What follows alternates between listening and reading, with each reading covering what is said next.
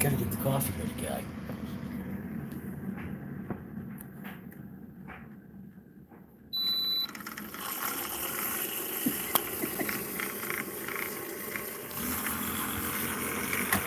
What is going on here? Brown sugar crumble. It's a different one. I usually go after these ones right here. Sumatra? Single something. Yeah, I know, Starbucks, whatever. I always give it like an extra shot. Coffee's pretty good stuff. I see plants here. Dobson, what's going on, guy? You ain't spending bucks. You're not running your trucks. Jeremy, you've got some good ones, man. Buggies and truggies, what's going on, guy? If you ain't ripping your truck, that's it, man. I'm telling you, you guys have got to, like, you got to go on, like, after this and post these comments so I can screenshot them, because I can't screenshot them the way they are right now. Give that little extra shot there. Pop that out. Throw that in the trash. This is the stuff right here. International Delight. Chocolate caramel. It's not too bad right there on the, what is it? I'm supposed to be watching carbs and sugars. 5 grams, that's pretty bad.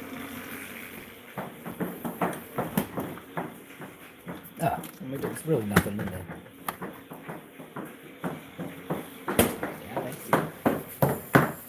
Jail. I'm in jail. It's almost done. There we go. Gotta have the coffee, man. Yeah, I know. Yeah.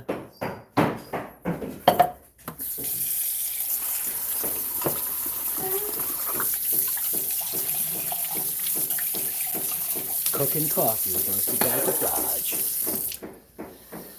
All right.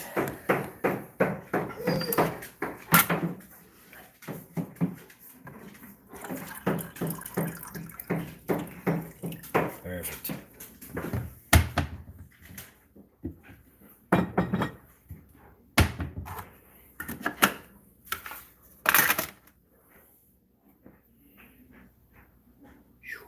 How does this work? Look at that. Say goodbye, Daisy. Goodbye, Daisy.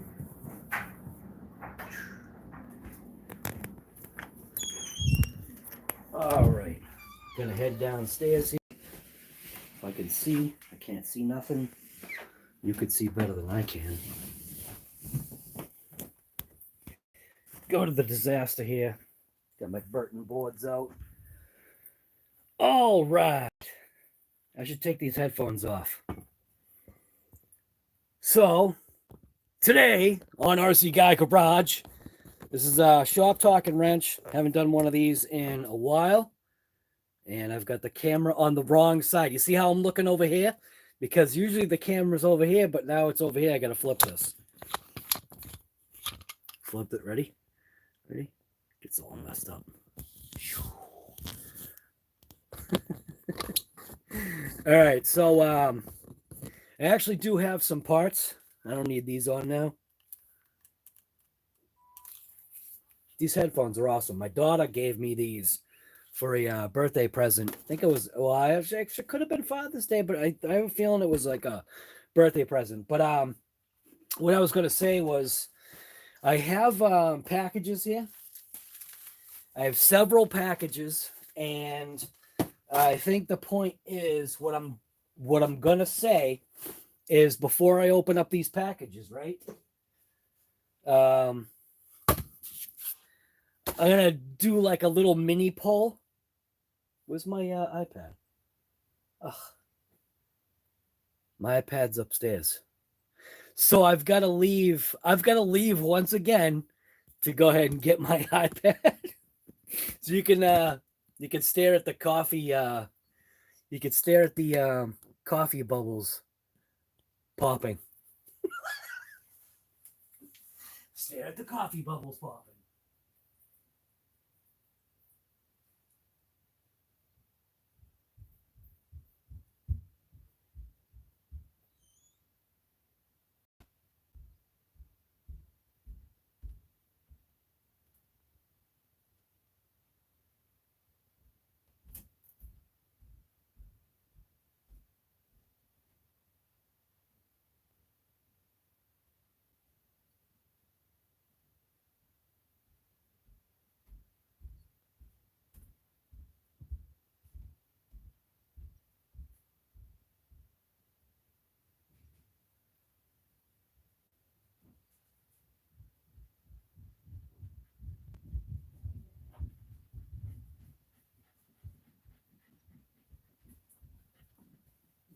Happy now?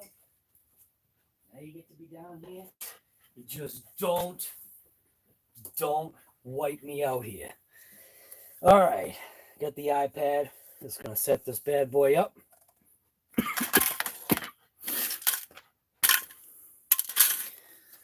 All right, coffee bubbles are popping.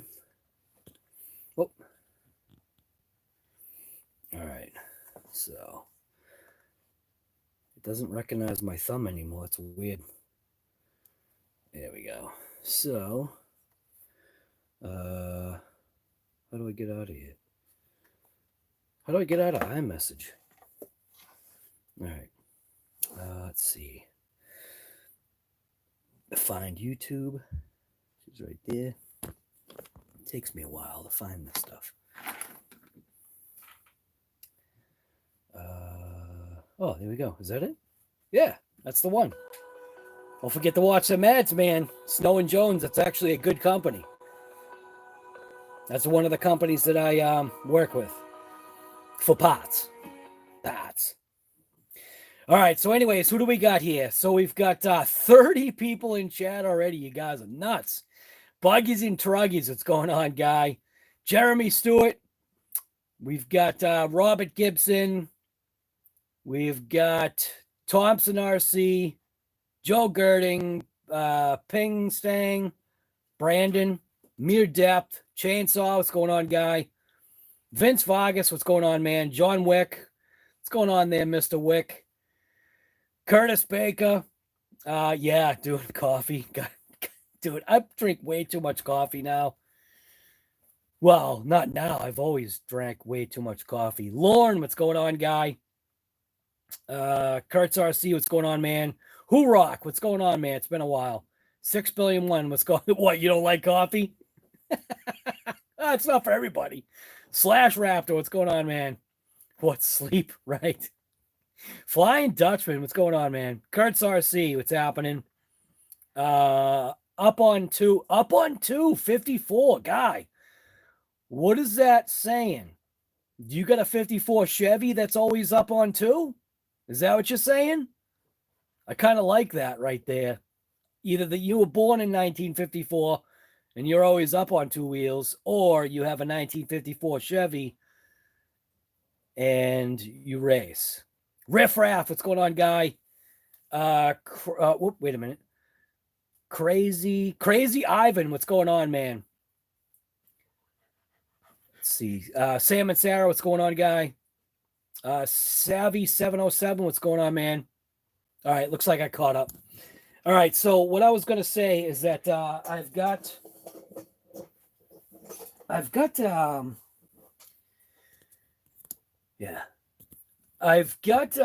a couple of RCs to repair, right? I figured that's what I'm going to do. Then it's basically all this is just a hangout, man. You hang out. Also, I did want to bring out though. What about that Losi drop for tomorrow? I don't know, man. I don't know. Trophy truck-ish kind of deal. Kind of. Not a trophy truck, but it's that Jeep thing. So, I don't know, man. It's like, I think the only negative on that is that you expect to get more out of it. And a lot of people are saying it's going to be like hybrid of a laser nut or something. Hopefully it's something that's totally redesigned, man. That would be cool. That would actually really be cool if it was something that was totally redesigned. So that's going to be out tomorrow. I think I might do a StreamYard tomorrow on that, depending upon what time it shows out or shows up. I think I might do a StreamYard on that. It's been a while. I'll do a COVID and coffee again, depending upon, you know, when it's going to happen. I have things set for alerts and all that stuff. My wife was like, "Oh, I like what you did with your hair." I'm like, "What are you talking about?" I had like a, she's like, "Oh, it's like parted." And I was like, "Yeah, honey, I had a camera on my head. What do you mean you like what I do with my hair?" I just rolled out of bed. Oh, you like it? Okay. Where am I? Yeah. It's at the Twin Hammers thing, Ultra U4 or whatever. I don't know what it's going to be. We'll see. I think a lot of people are hoping that it's going to be a big scale something. But then I saw a bunch of people talking about how they're hoping it's going to be on the smaller scale. No, not 1/24 scale, but they were hoping it was going to be on the small scale. And I get that because on that smaller scale, it's definitely going to be the affordability range, because once you get into those larger scale vehicles, man, boy, do they get expensive. And what about that DBX007 or something like that? What's the name of that company that made that car? I really was interested in that. And I think Basher Queen, I think she was somebody that sold those. I was going to contact her and see if she had any in stock and find out what the price is, what her price is, because, yeah, I don't know, man. It's one of those, what is it, ZD Racing? I think it's ZD Racing that does the DBX. I think they call it the DBX 007. It looked like a cool car because apparently I do like that open wheel buggy kind of deal, and it was that exactly what I was asking for. I think it's a 1/7 scale RC, so I'd be interested in see what that is. But what I was getting at was, this is just a hangout right now. That's why it's called Shop Talk and Ranch. If you haven't been here before, you know what to do. If you have been here before, you know what to do. But I have 5 packages. I actually have 5 packages to open. But what I was going to say is I'm going to open all the packages so that we could see what the parts are inside. But before that, I wanted to kind of run like a poll and say, like, just to get an idea, if anybody has an opinion, what should I fix? So I've got the Big Rock down. I've got my Big Rock, my Granite. I've got my Senton. So basically, that's my 3S line of vehicles. All 3 vehicles are kind of down. The Big Rock is a Servo. I don't think it's anything else. And the Senton is a broken arm. The Big Rock is not the Big Rock. The Granite is the steering linkage, the arm that goes in between the two. So, yeah. Oh, and the Traxxas Max. So my wife's Max. I do have to actually fix that. But I was going to say, does anybody have like an opinion of what they would want to see fixed? And I figured, give it a couple of minutes, and then whatever vehicle everybody, seems to pick more of to fix, I'll end up focusing on that, despite what I open up as far as these packages go, because I think, as a matter of fact, I know there's upgrades in this that are for a car that I haven't even done a what's in the box yet. I've had this car for, again, and it's not the Traxxas VMAX. It's not the Traxxas Max V2. That thing is still sitting in its box. I think the first time I take that out, it's probably going to be at the skate park. I think I'm going to do a what's in the box at the skate park. I say I think, but we'll see. So if anybody's got an idea of what vehicle they think they would like to see fixed, like I said, we've got the Traxxas Max, we've got the Big Rock, the Granite, and the Sentin. Those vehicles are vehicles that I do believe that I have parts for right now that I can go ahead and get squared away. Oh, man. Wait a minute. Maybe I should take the Sentin out of that equation. What are you doing? There's no food over here. Mystery Box, the wife's truck. Yes, I definitely agree with that. Robert Gibson. What do we got here? Max, happy wife. Wow, look at everybody's saying Max. Man, I was just hoping to do like the Big Rock. Figured everybody would be like, come on, guy, Big Rock. Coffee and hangout, you know, a guy. We got too many people saying Max. John Ganter, what's going on? Big Rock, you made a lot of videos on that and had a lot of fun. Oh, dude, that thing is great. I got to tell you, man, that truck, I don't know what it is. I really don't know what it is because the Granite and the Sentin and that other thing there, the Typhon, which I don't have the Typhon of that 3S line, they're all the same damn thing. But the Big Rock seems to, well, the Sentin too. The Big Rock seems to, for me, the Big Rock seems to take the most abuse out of, for me, that 3S line of vehicles that I have. Like I said, I can't put in that Typhon in there, the 3S Typhon, because I don't have that. I don't know if I... Now, I was just going to say, I don't know if I would ever get it, but I might still. I might. We'll see. Big Rock, Big Rock. Whoa, we just got a lot of love for the Big Rock. Dude, everybody's saying Big Rock. Skate park parts. Yeah, basically, guy. Yep, skate park beatdown parts. So it looks like right now the big... Whoa. No, Big Rock is the big toilet. Hey, wait a minute. 6 billion. Does that mean you're voting Big Rock?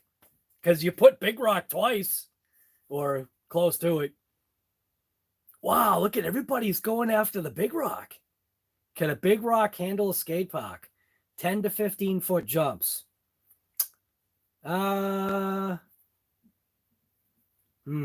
Jumps onto what? Controlled landings? Jumps onto pavement or the concrete? Jumps onto the lawn? Like, fill me in, man. Flying Dutchman. Can a Big Rock handle the skate park? 10 to 15 foot jumps. I think, yeah, I do. Because if you saw when my son launched his Big Rock by accident off of that high ramp, man, that was totally by accident. I think he was drinking coffee or something. Like he was holding his controller up against his chest and it slipped and his finger just jammed onto the throttle and that Big Rock just went, whoa. And that thing was up there high, man, because if you account for the depth or whatever, the height and then the depth that it fell, man, that was how can I guess that? So I know that when I'm standing in there, that's about, I think, is it about 6 foot high? If I'm standing in that section, those edges are maybe under 6 foot, I think. I think they might be under 6. Because I'm not quite 6 foot, but, and I'm like, it's a little, I'm below that. So, at least with my eyes, I'm below it. The Big Rock, man, I think with any RC, as long as you land it, I think the Big Rock can take it. We're going to find out, man. I'm telling you. Even that Red Cat thing, I think it was the Red Cat Blackout. So that vehicle that was in that double bowl where my son's friend there, Ryan, was driving that vehicle. He was kind of nervous taking it down into that double deep bowl. I'm telling you, man. Did you just come down here to whine? What are you doing? Oh, she found a bone. Where was I? Oh yeah, that Red Cat Blackout, man, was doing great. I mean, it got pummeled by a couple vehicles, and then my son taking the Max out. That was pretty cool. If you didn't see that video, there's a lot of just, I call it garbage footage, but if you go to the bowl section, the bowl section was pretty cool. Earl, what's going on, guy? You're 7'9". Yep. Ed, what's going on, guy? What vehicles? Well, it looks like everybody, at first, it looks like the Traxxas Max, but everybody was saying the Big Rock, because the Big Rock for this channel seems to deserve some attention, because that thing has been very thoroughly beat down, and it's a great little truck, and it just keeps going and going and going. So, Johnny, what's going on, guy? Big Rock, right? Wow, look at everybody. Everybody's right. Rock, paper, scissors, Big Rock, paper, scissors. 6 foot tall, side to side. Yeah, that's what I think it is. 6 foot tall, yes. But I was trying to figure out, because every time I walk up to it, you know what I mean? Like, I was trying to visualize it. Yeah, 6 foot. Makes sense. Every car has a breaking point, different drivers, different style. Right. Yep. The Vortex is a Skatepark RC. Really? I wish I could. Oh, I forgot that was broken. That's right. That's broken. Oh, man. Let's see.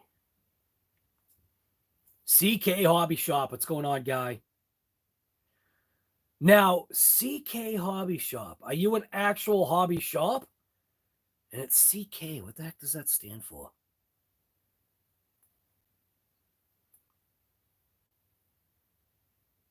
You know what's funny? Xeric D Racing. It's funny because your name is ZD Racing, isn't it? Are you the owner of ZD Racing? Wouldn't that be a riot? This guy's hiding out. He's the actual owner of ZD Racing this whole time. Just like I told you, man, John Wick comes here. Iron Man actually hasn't been here for a little bit. Hector's RC, what's going on, guy? Gory Bobs. Guy looks for discounts. Yes, sir, I do. What? Well, I mean, come on, man. I ain't rich, are you? Come on, man. I'm always looking for a good deal. What's wrong with that? I'm always looking for warranties. Everybody calls me the warranty king now. I don't know, man. It's all right. I'm okay with that. If something, like I said, if something is justifiably warrantyable, why wouldn't you go out and I say justified? Have I ever made a mistake? Yes, I definitely made a mistake with the Arrma CVDs, but they are still Arrma junk upgrades, man. They are junk. Those Arrma CVDs, those upgrades are junk upgrades. So did A-Main give me a kind of a semi-warranty? Yes, they did. Was my fight valid? Like borderline. I'm going to go borderline because there were no instructions and I was the one that messed up. So the other part that you don't know was part of the conversation that was edited out. Basically me saying, oh, crap, I think I screwed up. And the guy was like, I don't worry about it. We've gone this far. There's stuff, man. There's stuff. You don't get the whole story all the time. There's little things that, you know, you cut out. You got to be careful with companies sometimes. And then sometimes you call out Jason Dearden or whatever the heck that guy's name is. I guess he was talking some crap about me at some point. What's he's the owner of Arrma or the supposed owner of Arrma or whatever the heck he is, the CEO, saying that, you know, something behind my back. It's like, guy, say it to my face. Whatever, guy. You ain't got nothing on me. So I don't know. I guess Jason's a good guy, but if he talks crap about you, you might think twice. So, and just like the Johnny Depp trial, that's probably hearsay, because I didn't actually hear it from his mouth. So it's one of those things where I was just informed that, you know, some stuff was being said behind my back, and it's just like, whatever. That doesn't mean anything. Say it behind my back means nothing. So, anyways, still waiting on the RC Guy Garage soldering station. Yeah, you'll be waiting an awful long time. You know, we got the COVID. We got what other excuses can I make up? We got the lumber shortage. We got the shipping containers holding my products must have fallen off into the ocean. It's definitely not QC though. I'll tell you that. It's not quality control. I don't even know where my soldering station is. It would be funny though, huh? $500. All right, so it looks like the consensus is the Big Rock. So after I open up these packages, I'm going to figure out what's going on with the Big Rock. I'm going to break into the servo. That could have been like a whole video, which probably would have been good for the channel. But because everybody said Big Rock, that will be what I do live tonight. I'm going to crack that. Take the Big Rock, throw it on deck, crack that servo open, and see exactly what's going on with it. See if it's something that can be repaired. Like, is it possible? Can I crack that servo open and maybe find an issue? Are we going to find that servo, like I think Jeremy Stewart said? What did Jeremy Stewart said? He said it was about water resistance. Somebody screenshotted it and sent it to me. Actually, Sergeant J screenshotted your comment. If you're here, Jeremy, screenshotted your comment. So in the next video, your comment is going to be there because that was perfect. That was like the perfect comment to say about the SPEKTRUM servo. You said something like water SPEKTRUM servos, the water gets in but resists to get out, or something like that. You just said it better than I'm saying it right now. But those one-liners right there, sometimes I'm telling you, man, those one-liners are pretty cool. And that takes a good mind. So, like I said, I'm just going to turn the camera around. I'm going to go ahead and open up these packages and find a knife. It doesn't look, oh, yeah. All right. I've got multiple knives here. So, got 5 packages. Big Rock is going to get worked on despite whatever gets opened. So just going to switch this around. Let's see what's in the packages. All right. Box number 1 is this right here. I really know what's in this.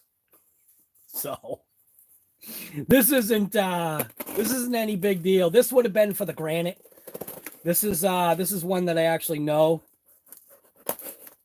So the Granite had broken its steering components. So let's see.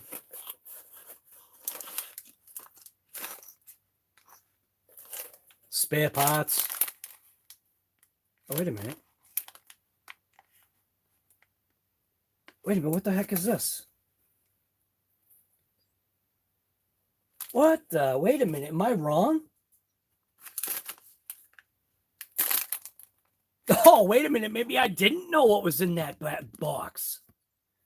What the heck is this? I'm totally wrong. This isn't what I thought it was. What the heck is this?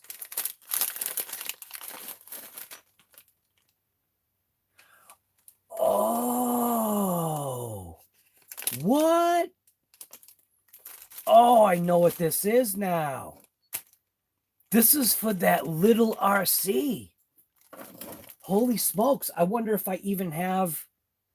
Now that makes me wonder if I even ended up getting the package. I forgot about this. This is for that DRC car. This thing's got to go to the skate park. Wow, check this out. New suspension arms, lower suspension arms, links, CVD drive shafts,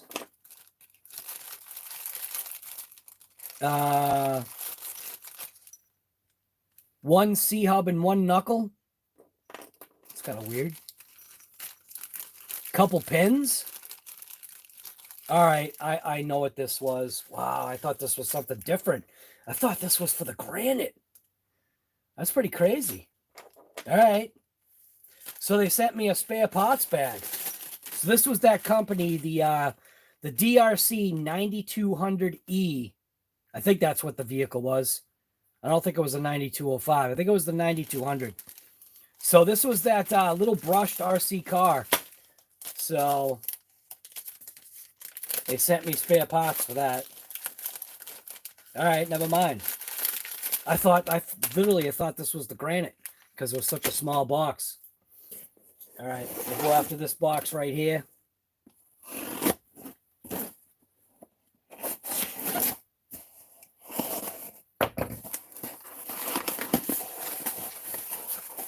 Piece of paper.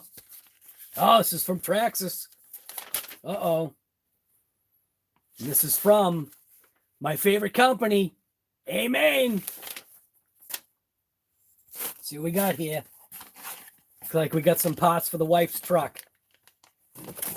All right, so from Amen, I did end up getting the 8944, which was the skid plates. Hopefully these are the right skid plates. I'm assuming they are because I think the only difference is that middle plate is longer. I think that these plates, front and back, are the same exact. So that's for the wife's truck. That's for the DRC. This box has actually got some heft to it. So let's see what we got here.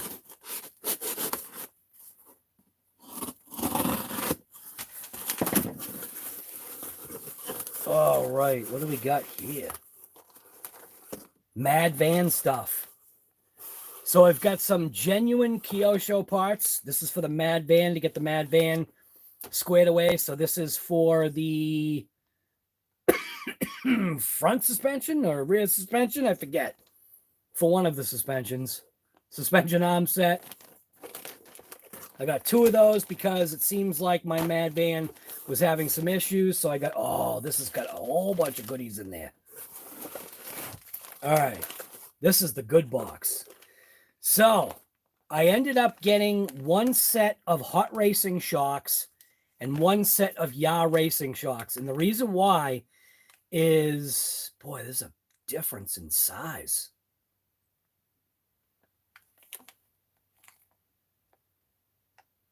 Yeah, 120 millimeter versus 105. And then it said Slash Stampede Bandit. Did I get these for the... Man, I can't remember if I got these for the Big Rock or if I got these for the thing there, the Traxxas. But they didn't have like pairs. So they didn't have like a front and rear set, or they didn't have the 120s and then a 110 or 105, which was actually a 108, I think I was looking for. And they didn't have doubles of this, so they didn't have the larger size. So I ended up just mismatching. I don't care. You know what I mean? Doesn't matter to me. More Mad Van stuff right here. So these are the is this front hub set? Yeah, this is the front hub set, I think. I don't even know. Looks like it is because it's got the little steering block. Or is this like a left and a right side? Oh, this is like a one whole side. All right, so that's one whole side. And then I did end up breaking off one of these. And this is the actual correct one for the Mad Van. So these are those hex pieces. I ended up snapping one whole hex section. This is obviously the other side for the Mad Van. Then these right here was what I was talking about, was a very good upgrade for the Arrma 3S vehicles. These are the ATF 160B02. These are the 22-piece aluminum pivot ball set for the Arrma 110 4x4s. And this is what the Big Rock got for an upgrade. So this is where I ended up getting an upgrade. So I have this for another vehicle, but then this, which is the same exact thing, is also for that one vehicle that I have to do a what's in the box. I just need to find an appropriate road to do the what's in the box. So this is going to be set aside for that vehicle right there. Oh, I guess I got 3 sets. Maybe I'm going to give one to my son. Maybe that's what that was. But these, you got to get these. If you've got the Arrma 3S line, get these. Get them like right away, like a servo. Everybody's saying when you buy an Arrma vehicle that you've got to get a servo like right away. Well, if you buy a 3S vehicle, you're going to buy this right away. I'll definitely agree with that. And then this is obviously the bulkhead pieces for my wife's truck, because last time I drove it, or actually it was probably a few times before, this had finally taken a dump. So at least I've got now the bulkhead to go ahead and fix her truck. So those are all those parts. And then in these bags should be more parts. All right, so this one right here must be for the Granite. That would kind of make more sense, feeling the weight of it. What do I do with my knife?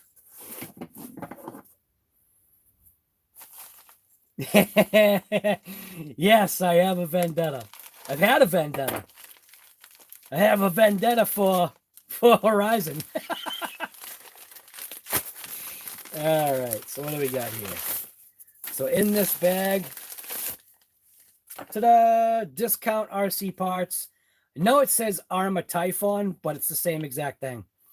So what I ended up doing was in the Big Rock, in the Granite, I ended up snapping this piece. And I think this part alone is like $3. This whole setup, everything, the bearings, the posts, the servo saver, everything was like, I think it ended up being like a total of maybe $8 or $7 or maybe even $9. So why spend the $3.99 or $2.99 just to get that one little plastic piece when I could get the whole everything? So, and this was from RC Discount Parts, which I believe is out of, I believe this is New Hampshire. Let's see. What does it say? Oh, no, that's Tallahassee. Tallahassee, Florida? Oh, never mind. I thought this was New Hampshire. All right, so that's that. So this is for the Granite. Watch it be wrong. And then one more bag here. I already know what's in here. So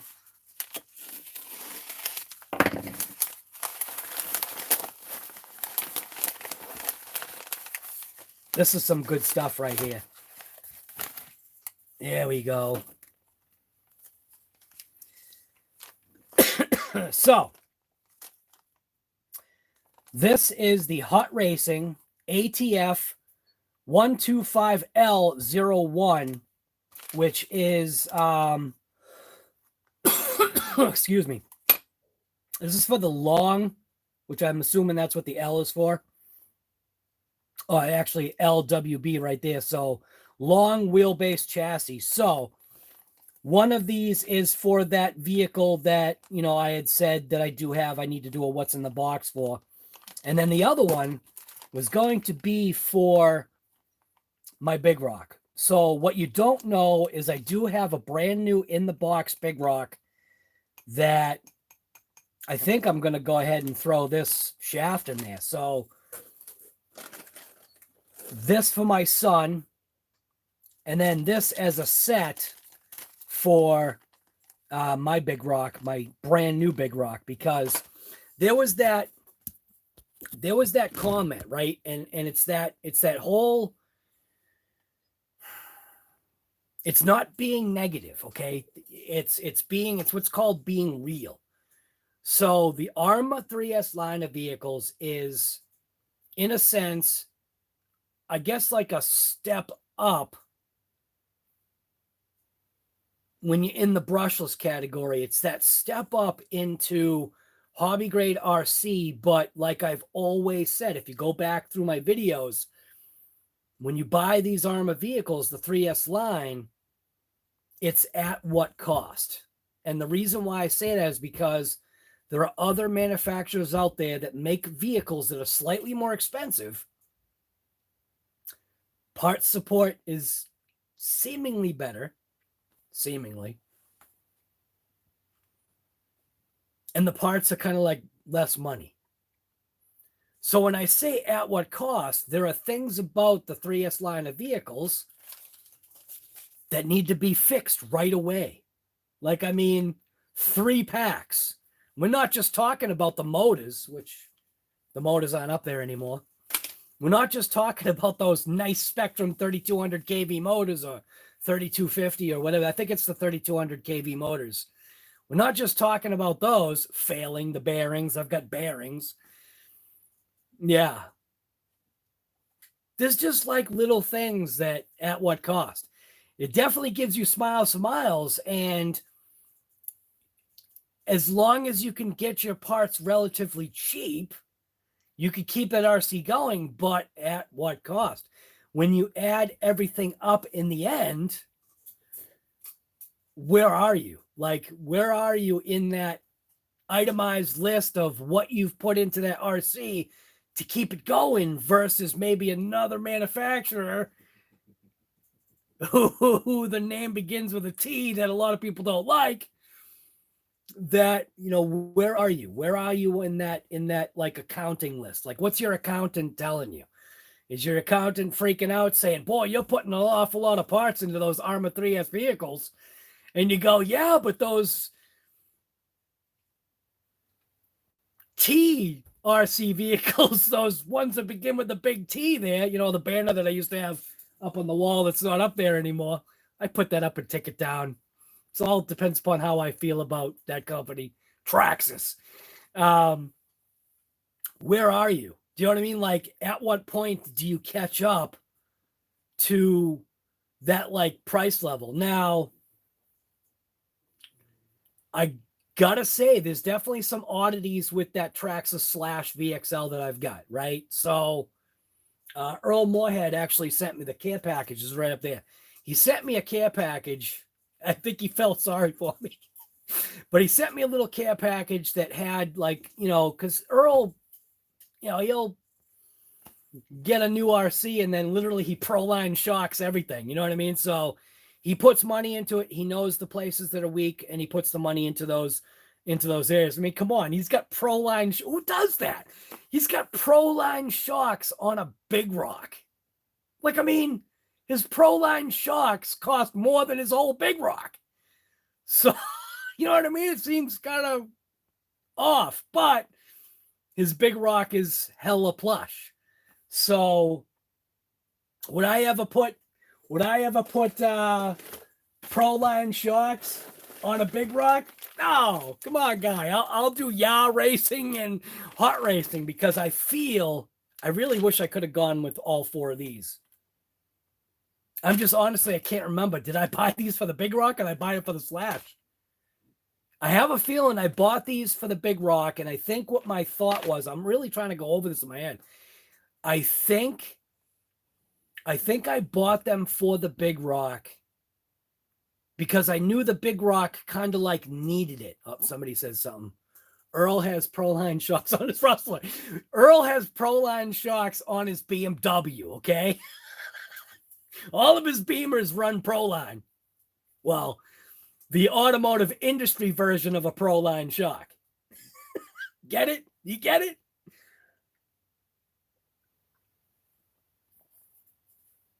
Being a master mechanic like he is, or a master tech, whichever he is, he's beyond, like I said, what a lot of us know, but he knows where to put his money. And Some of us are out there just learning and doing things kind of on the cheap and trying to figure it out. And like I said, hot racing shocks, I guess, aren't that bad. Yaw racing shocks, I guess, aren't that bad too, but we're going to find out.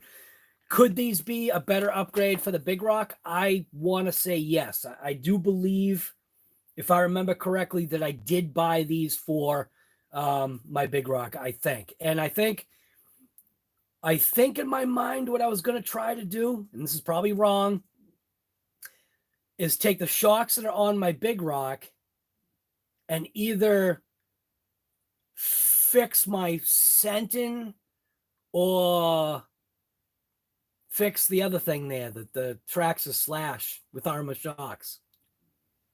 Come on. That's blasphemy right there. Fixing Traxxas Slash with some Arrma parts. Usually it's the other way around. Usually you're fixing an Arrma with Traxxas parts sometimes.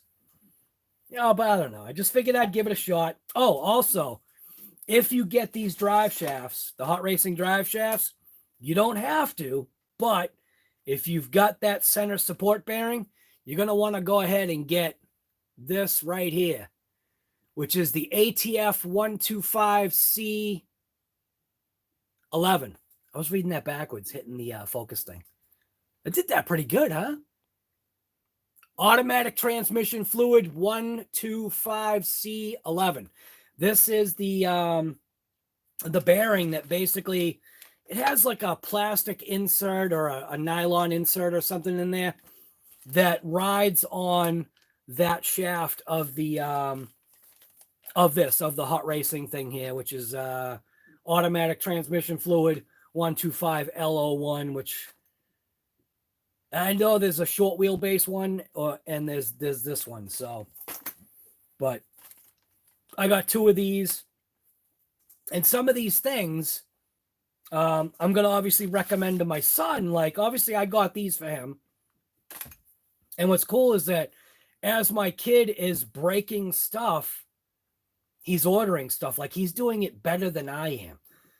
See, I have an issue where I want to create a list, so I only pay one shipping price, but that usually kills me because I'll go on AMain, I'll fill the cart, and there'll be like one item that's back ordered.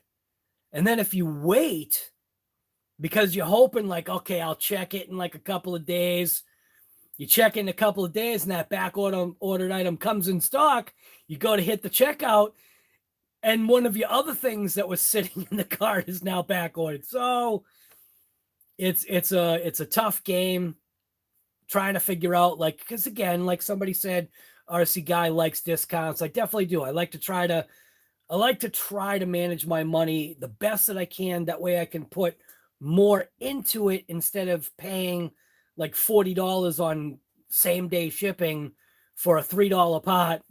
I know somebody that does that. There's a guy in here who orders like a $4 pot and pays $40 to have it like Uber shipped right now, like jet shipped. The guy's crazy, but I get it because he doesn't like having his RCs down. But man, the money in shipping is just, holy crap. It's like, I don't know, man. Just that's a lot of damn money. So anyways, so I'm going to grab the Big Rock and throw the Big Rock on deck, have another sip of coffee, throw the Big Rock on deck, and try to figure out exactly what's going on, bust open that servo. This is going to be a long live. I plan on being here into tomorrow. What time is it right now? 9:19? Yeah. I plan on being here into tomorrow. That's the whole thing. We'll see. Maybe not for California time, but for my time, I plan on staying live until tomorrow. So it's gonna take me a long time here.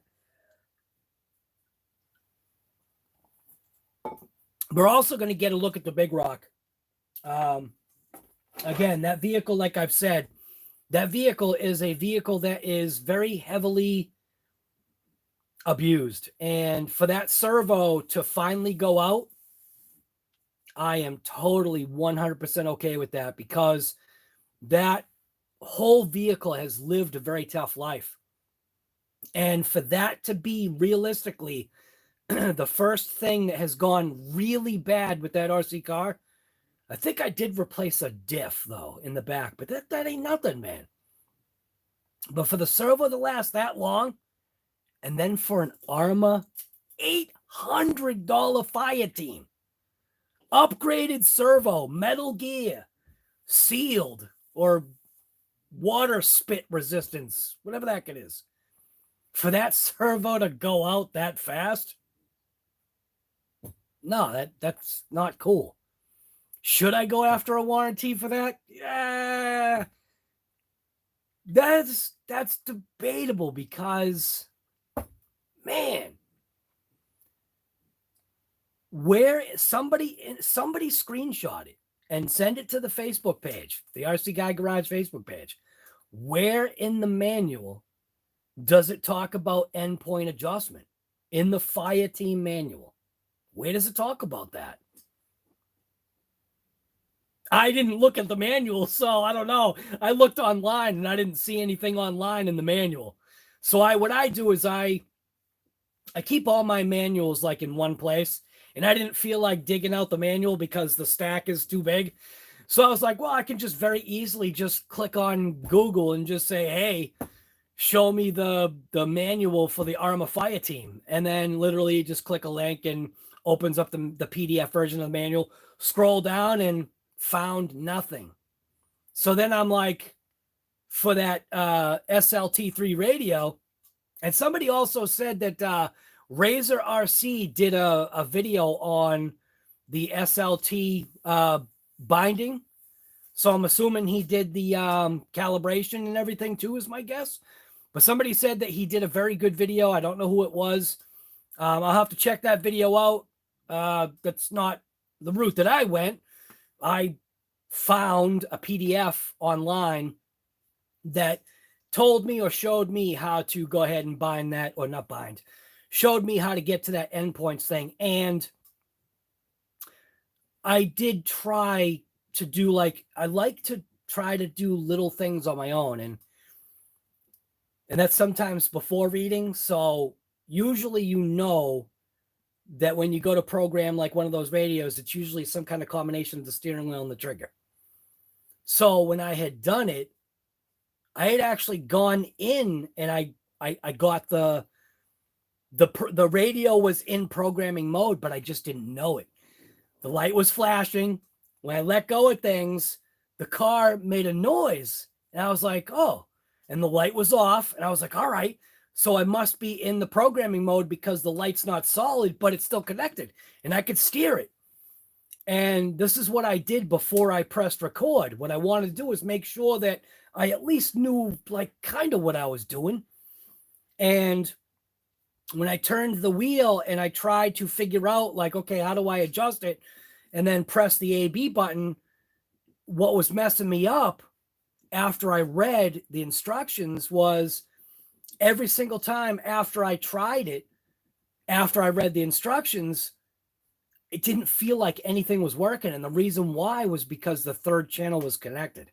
So because the third channel was connected to the brake on that fire team, every time I clicked the button, I heard the brake activate.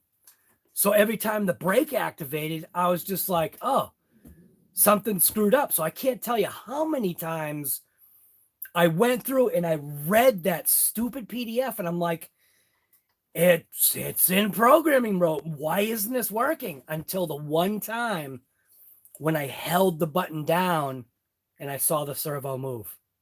And I was like, I just didn't have patience. So, but I guess, like I said, somebody had left a comment saying that Razor RC did a good video.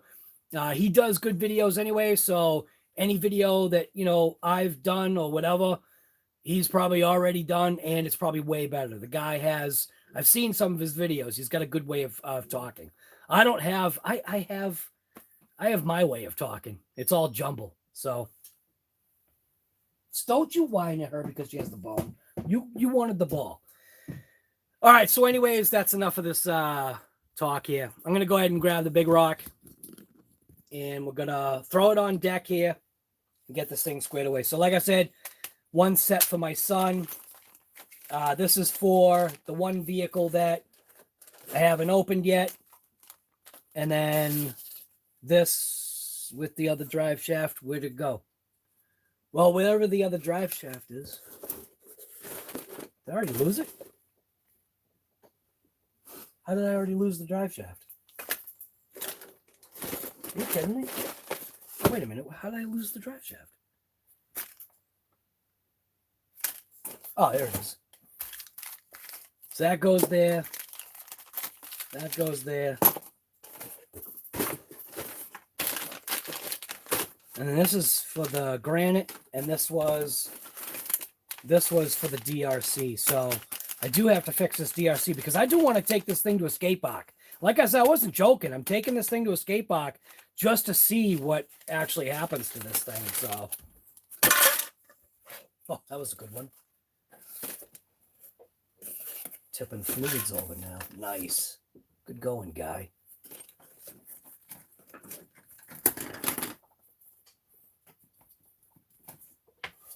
All right.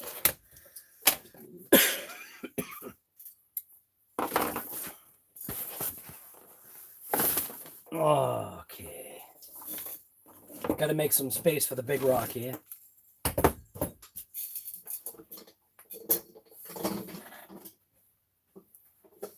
All right, where is the big rock?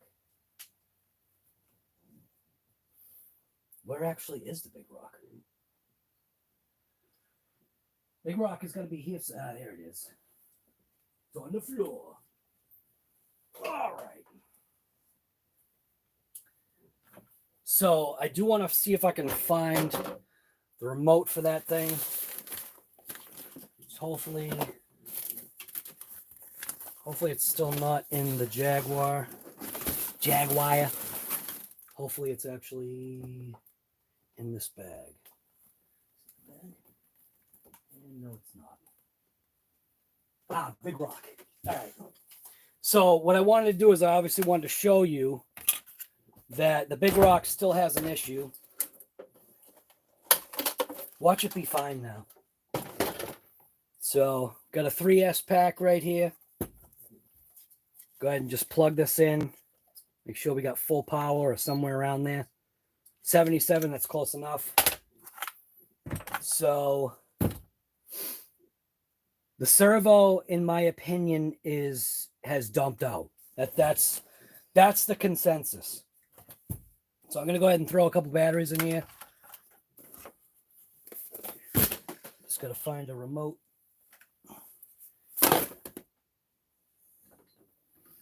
It has some batteries that I can steal from it. All right. What do we got here? What do I got for a remote that I can steal batteries from?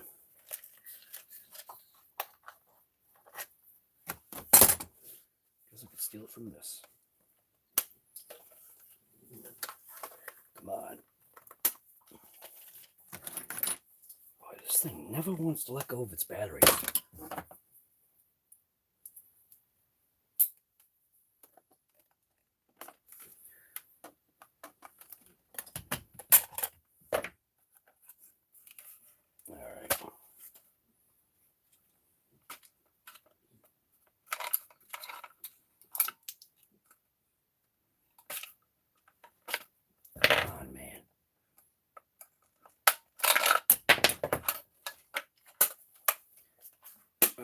That was my, I don't know what that was for. Watch the servo be fine right now. There's no way it's going to be, but that would be a riot. Do all this for nothing. The big rock just kind of fixes itself. So you can see it's on. Go ahead and turn this thing on. And let's see what we got here.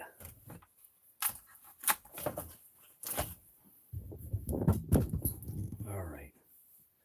Power switch is there. All right. So we got motor fan going, ESC fan going, and See, we got nothing for steering.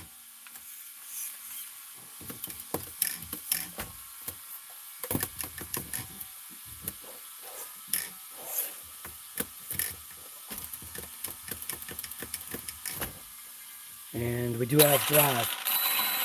Oh no, I got something blown in the front. Uh-oh. Wait a minute. Wait a minute. Why did that just do that? Do I have a blown diff in the front? Oh, something's blowing up in the front. I think. Oh no, one of these junk CVDs again. All right, anyways, you can see that's what the steering servo does. So I'm thinking that might be like a bad motor. Now, to confirm, what I want to do is I want to take a known good servo, which is this Hobby Star right here. I'm going to go after the I'm going to go after channel 1. So I'll just shut this off. I'm going to pop this steering servo out. I'm going to go ahead and take this plug and just plug it in. Actually, I could do this one. Nice Hobao servo. I'm going to go ahead and just plug that in there and find out real quick what's going on here. Come on.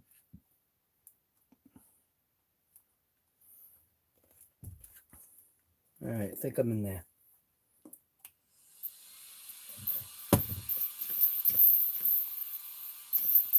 So you can see that this servo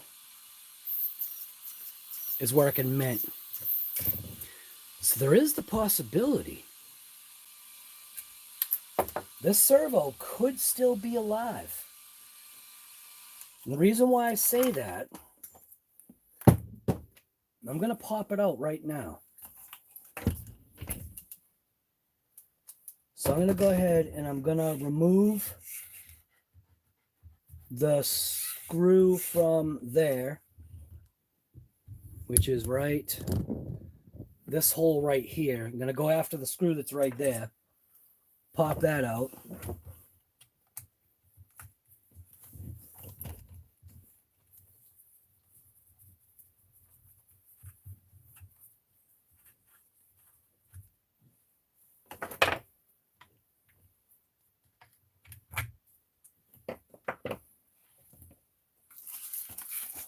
Then go ahead and go after the servo. Pop this out. But I might have diff issues in this thing.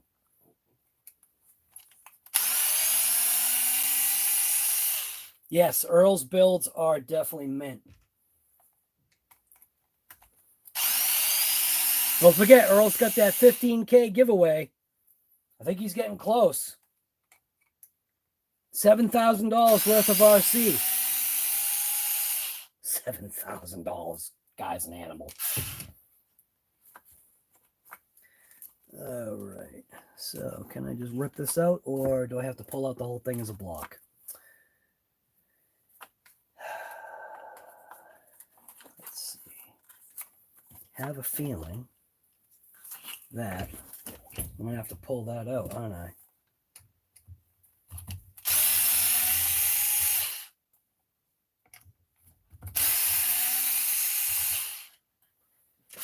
So what else in this throw? That. Oh, no. Didn't have to do that. What was holding that in?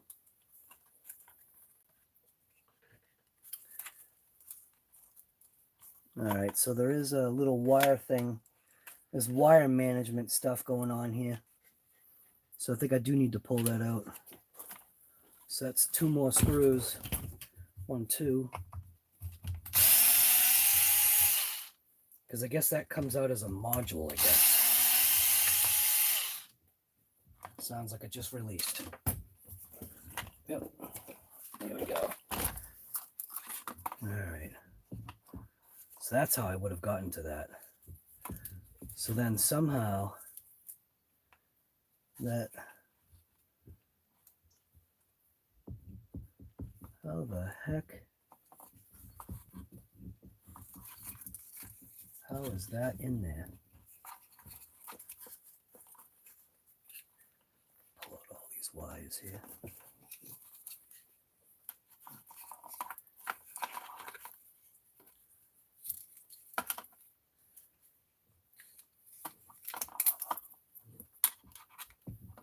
What the heck is that?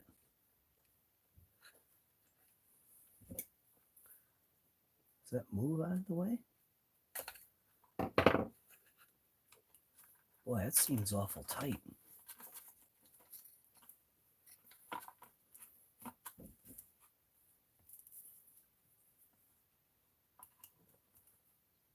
What the heck? Wow. That's a little tight in there. Let's see if there's any cracks or anything in there. Nothing. Now, I don't know if you noticed, my Big Rock has a different kind of setup with the ESC. The ESC is not mounted on top of this box. And there's also no cover on the box. So, see, it's no cover on the box. So I'm going to go ahead and pop this apart.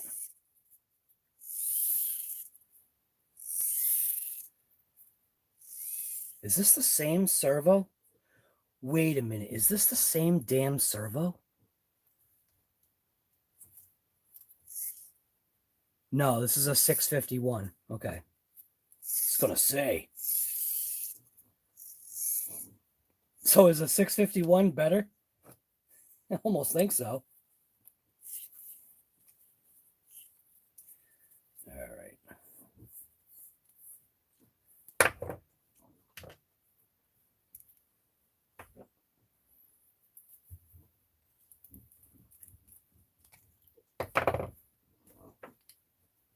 All right, so a 651 has brass. So let's see. Now, knowing how badly I've beaten this, I expect this to be covered in rust. Seeing that what the fire team look like, this thing should be, I should pull this apart and just rust and water should just fall out. That's what I should see. Only based upon what I saw with that better servo. So, we'll grab a chair and sit down here.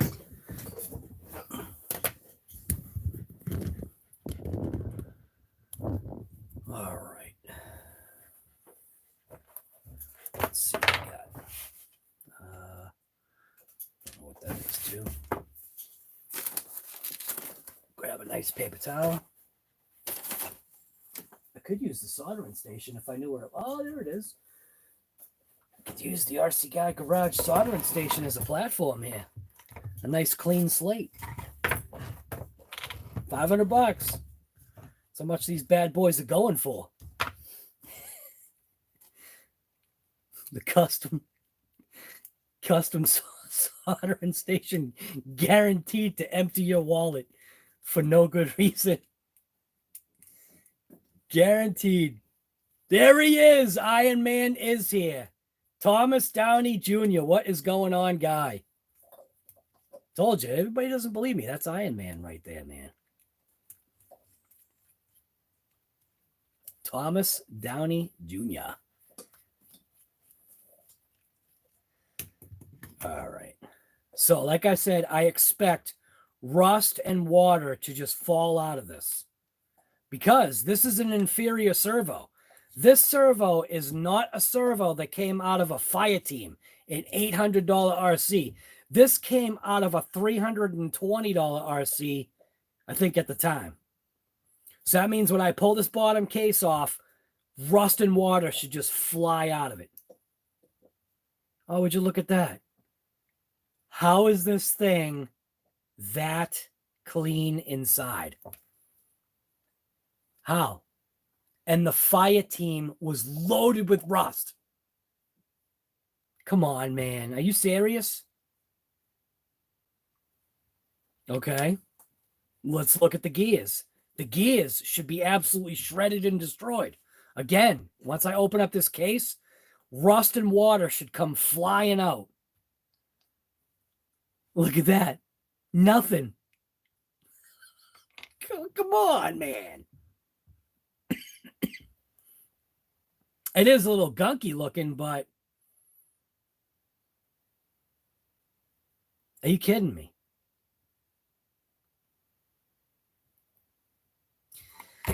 Yeah, I don't know, man. I'm just going to go ahead and close that back up. Reason why I'm going to close that back up is because I want to pull the motor out of here. So I'm going to grab a paper towel. And what I want to do is I want to go ahead and just pull this motor out and see if there's evidence of any kind of water evidence. I want to see if there's any evidence of water getting in here, because I'm telling you right now, man, seeing what I'm seeing right now, this just blows my mind. This Big Rock has been so abused. This is a SPEKTRUM S651 servo, and the upgraded servo took a dump within 5 or 6 packs. I know, endpoints. I didn't adjust no endpoints on this Big Rock either. Do you need to go out or something? You just love to harass me, don't you? Fine, go out. It's all you. Stay out. She loves to just harass me. And as soon as I shut the door, she'd freak out because she wants to come in. All right. So let's pop this open. Let's get these gears out of the way. Look at this. The whole gear set wants to come as one. These sure do look clean.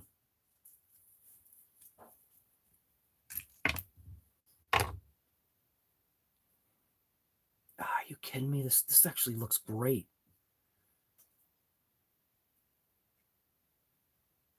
This looks absolutely beautiful in here. And look, it's got the older potentiometer, the metal one.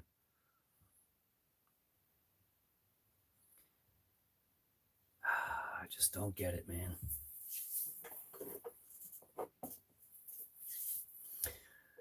All right. So now that I've got this all apart and we have nothing on this motor, I'm going to go ahead and I'm going to plug it in to the thing here, the Big Rock. Or should I use my little thing here? Maybe I should use that thing, that servo tester. That's what I'll do. Where'd it go? I used it today, the servo tester. What the heck did I do with it?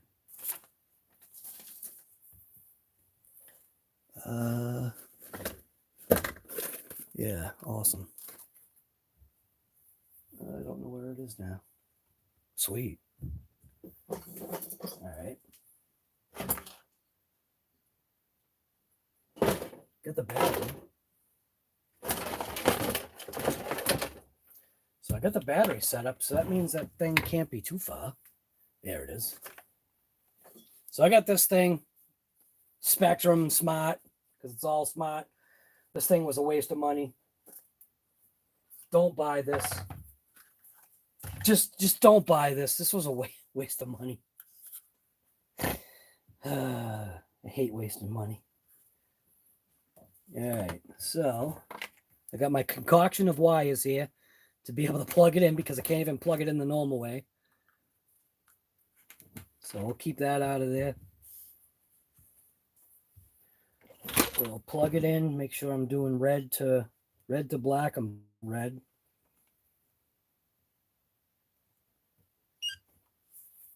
All right. We'll go into a servo test. Just want to see what happens. Oh, not USB charge.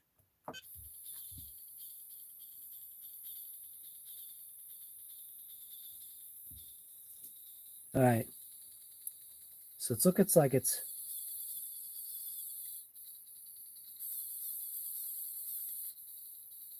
so it's showing some kind of freak out on the screen.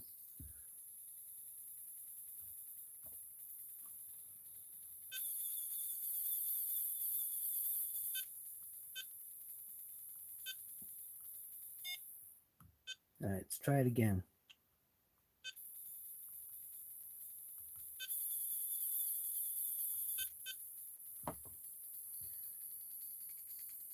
So obviously the potentiometer would have something to do with it.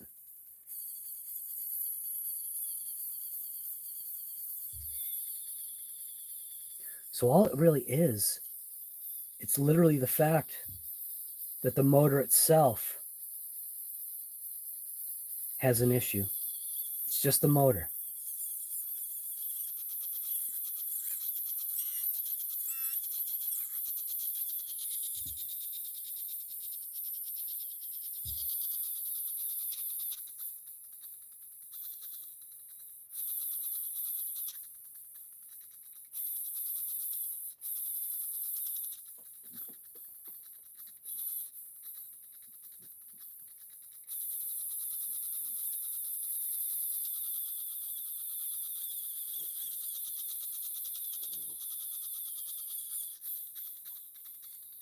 All right, let's back out of this.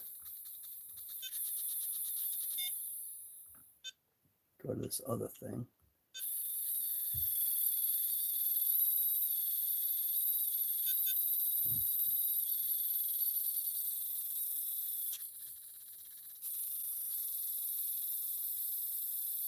So I don't want to say it's the circuit board. I literally just want to say it's the motor. The motor has just literally reached its... The motor has just reached its expiration date, kind of, sort of. What I do want to do is going to sound funny, but because of just the way I am, I'm going to go ahead and just pop this motor out real quick. And I'm going to just drop a couple of drops of oil down inside that motor just to see if it's like an issue where maybe it just needs to be freed up a little bit. I doubt it, but it can't hurt. Look at this. There's literally... How is this motor fine? You know what I mean? Obviously, it's having issues now, but did I ever do anything about that solder? I don't think it was. I think it just looked like there was. I did disconnect the motor from that thing. What did I do with it? I stuck it in a tray. I put it in one of my trays here. It looked, I think it did just look as though the solder was touching, but that doesn't make any sense because, where did I put it? I know I wouldn't have put it away. That wouldn't be like me. I would have just literally stuffed it in a box and just left it on the table here.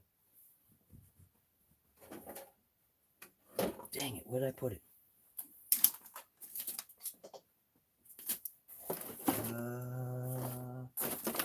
It's gone forever. I'm already making a disaster here. Just lost all my pots.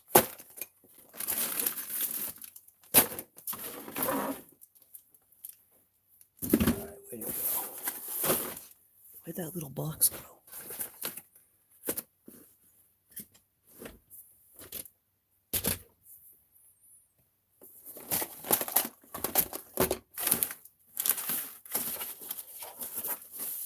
I would have like kept it right in sight, but it's not.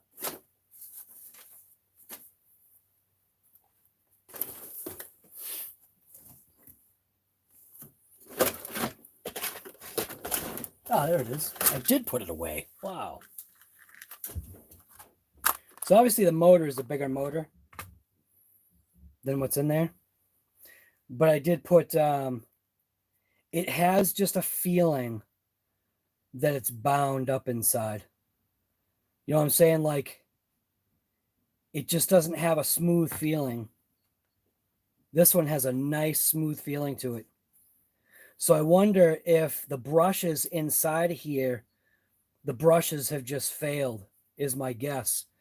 So if I had like a electrical cleaner, which I don't have anymore, I could quite possibly squirt some electrical cleaner in there. Maybe I should spray some brake clean in there. See what happens. Seeing the servo's junk anyway, spray some brake clean in there and see what happens. I'm going to do that right now. I'm going to go grab my brake clean and give it a squirt. See if it cleans it out. Squirt it and then put a couple drops of shock oil in it.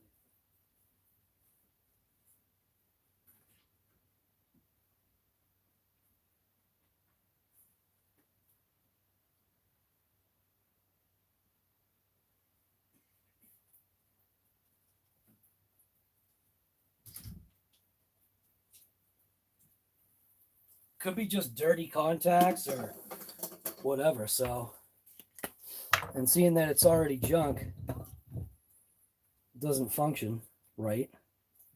What's a little brake clean? It's not going to hurt it. Owen Rogers, what the heck is that guy? To get a reef servo? Dude, you're nuts. Oh, reefs?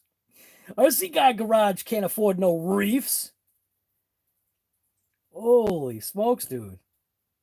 I wouldn't mind trying one, but dude, reefs? They're stinking expensive, guy. Trying to spray this without spraying it in my eyes. Yeah, you know what I should do? I got an idea. I'm going to go ahead and actually protect my eyes for once and everything around it. And I'm going to go ahead and put a paper towel in here. Oh, and you're an animal guy. Tempted me with a reefs. You're crazy. All right. Just gave it a good little douse. See what happens if I hook it up now. Will it catch on fire? Stinking reefs. Holy crap, guy. All right. Killing me here. All right.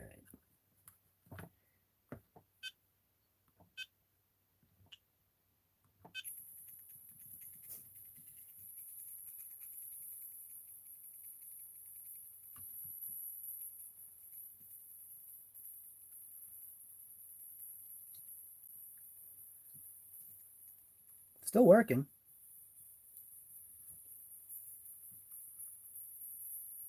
It's definitely a lot quieter.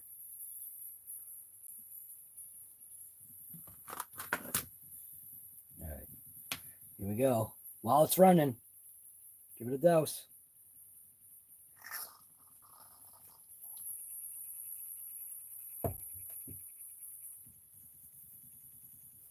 It's still alive.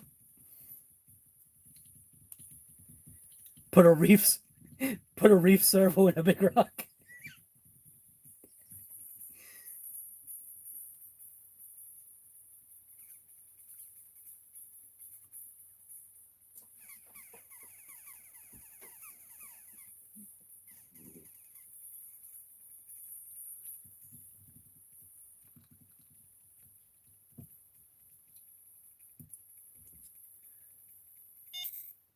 All right.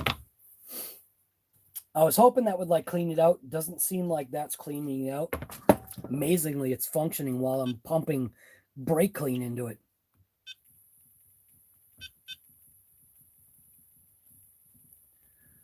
So let's see what happens. Just pump some more brake clean in here.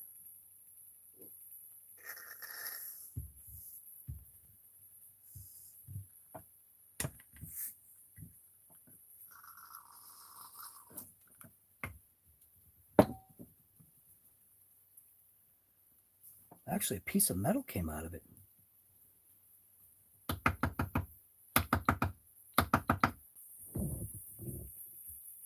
Well, it was wishful thinking, you know?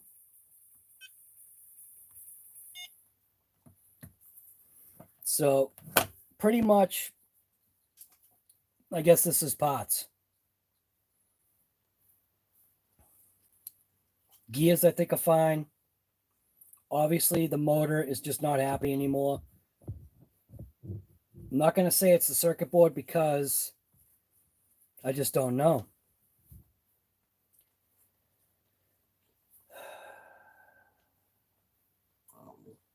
Suppose.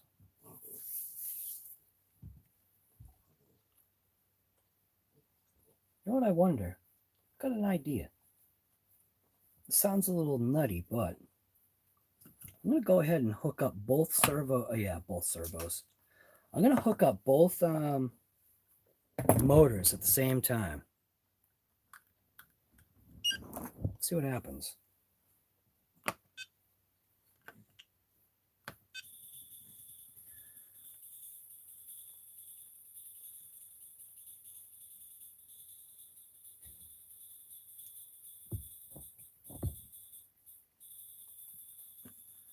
Figured. Wonder if this is dirty. I was a brake clean this one too.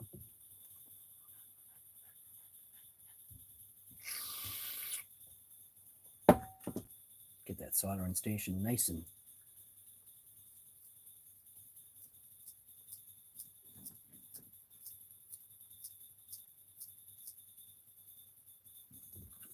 thing's got a cam in it. Look at it.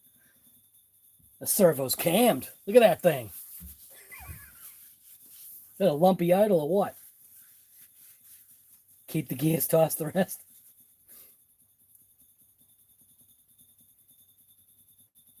Yeah, there's definitely something stopping this motor.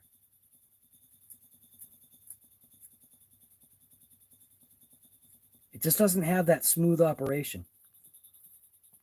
So I'm going to go ahead and I'm just going to touch the connectors, seeing that this is still pulsing away.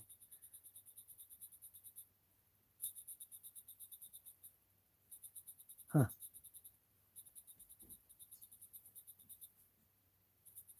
That's weird. Uh-oh.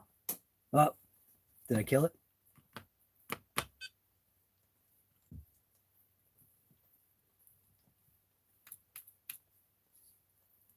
Yep, I think it died. Well, it's still going.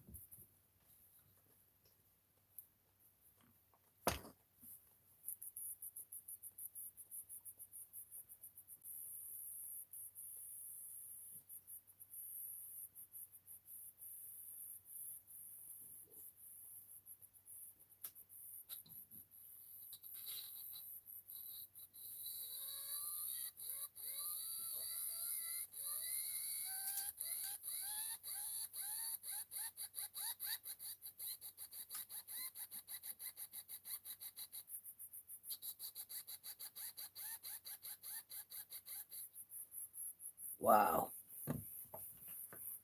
Thing's heating up. All right. Yeah, I think it's diagnosed. It's done. It's cooked. Yeah, I'm pretty sure. Yeah, it's cooked. All right. Well, it was good to at least try to see if I could see what was going on. My guess, and this is just a guess, just based on what this motor's feeling right now, the motor definitely has some heat to it. The motor itself has failed. Circuit board is fine from what I believe my eyes are seeing, and my eyes are actually, I'm very surprised because with what this Big Rock has been through, for this to kind of actually just finally have a motor burnout, I don't know, man. That's not too shabby. That is actually not too shabby at all. I'm very happy with that. There were little tiny pieces of metal that the brake clean got out of that motor. So I don't know what the deal with that is. Something obviously must have internally failed or whatever. So I'm going to go ahead and attempt to put this back together here. So that gear goes there. And this one goes on top of that. Right? Yep. Then this one, this goes on top of there. Turn that little potentiometer thing that way. But all these gears look great.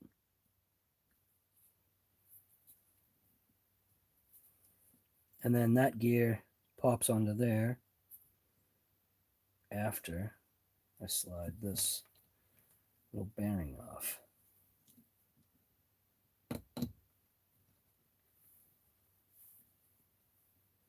And this gear goes, oops. That gear goes there. And then this gear goes like this. That shaft going through. Oops. Should probably just put the shaft in first. Like that.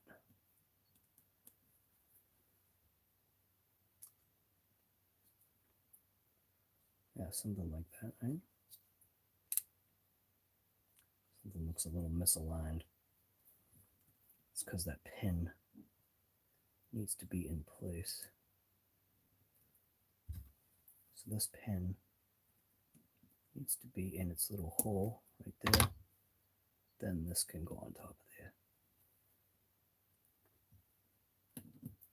There we go. All right. So this is technically a parts servo for gears. So the gears on this are mint, just the motor's junk. The case is mint. God, how does a cheaper servo? Even the fit and finish of this cheaper servo is just better than that 652. If I were to show you what that, even putting that servo back in the fire team, man, showing you how deformed the case was. When you look at this case looks mint compared to that other case. The other case at the fire team, the 652 servo, I don't know what's going on, man. Just the quality, just junk, man. It's really stupid. What's that screw from? Why is there a little screw sitting there? With that little screw hold in. Oh, that screw held in the motor, didn't it? Whoops. Crap. Well, I suppose it doesn't matter. Yeah, it don't matter. Forgetting. So at least this has good parts, like I said. So whatever. Just the motor burned out. It's not too bad, man. It really isn't.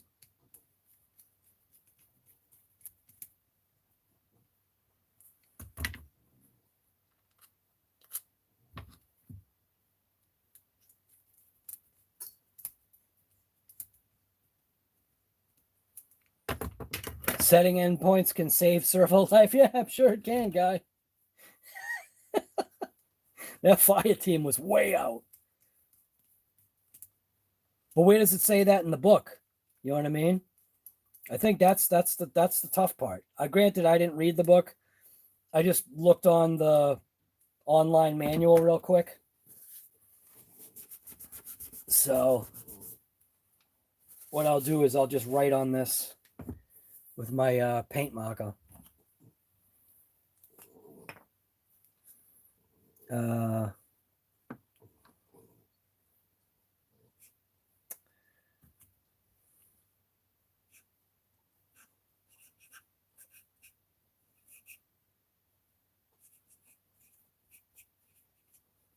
Bad motor, can't even read it.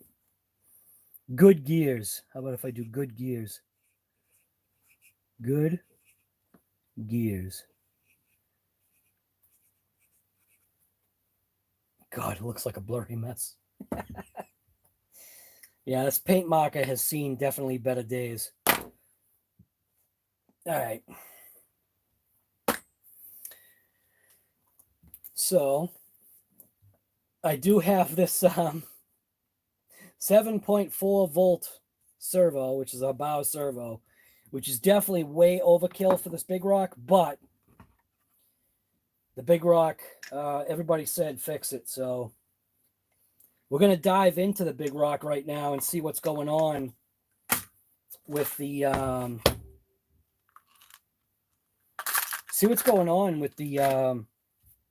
thing here. The front drive, man.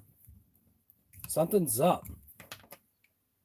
Because that shouldn't have acted like that. All right.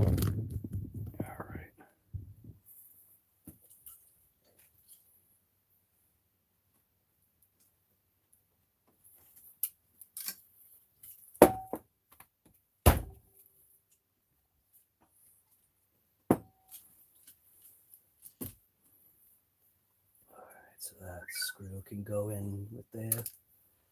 So can that. That's for the motor.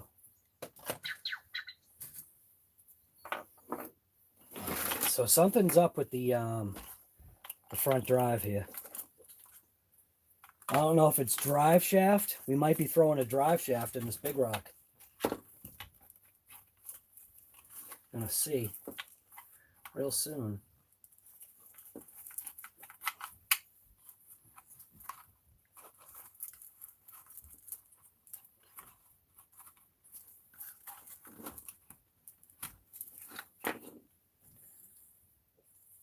So that bearing is still doing mint. So this was the sealed bearing. So, oh yeah, so that was an upgrade that I did to this Big Rock.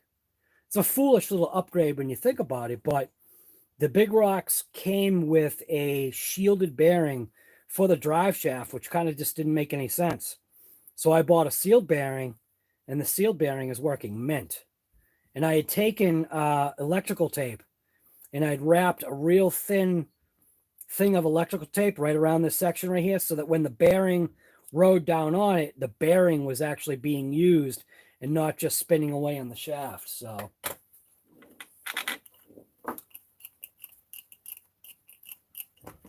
I have a feeling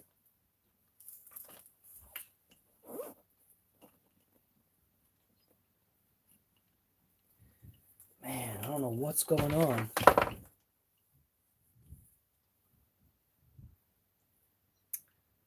Is that stripped out? Nope. See, I was thinking maybe this was stripped out, but it looks like it looks fine in there. Where is it? Right there. Yeah, that looks fine. I was thinking it was stripped out, but I see splines.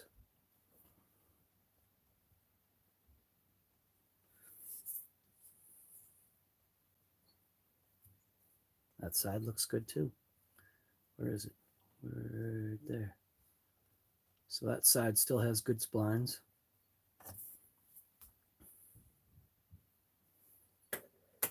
So might be something going on in here. Or is it literally just these junk CVDs, man?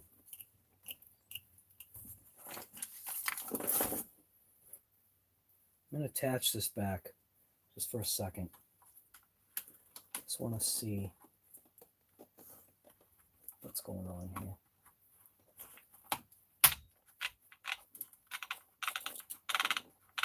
So we have drive now. See how that one is bobbling around? Did you see that? See that? Look at that. So something's going on here. Something's going on with that cup.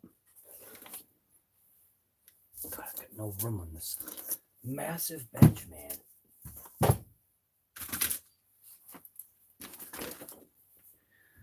All right. So something is going on this side, I believe.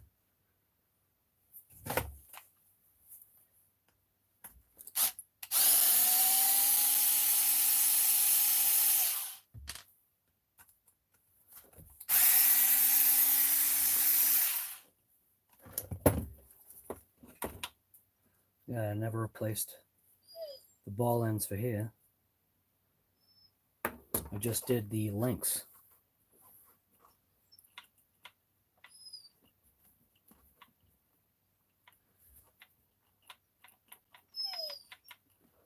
Just come in. What is your issue? Come on in. You didn't have to have me tell you to come in.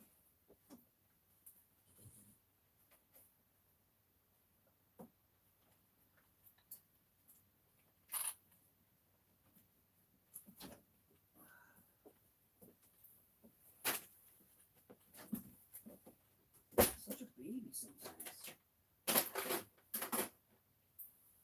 Too much of a baby.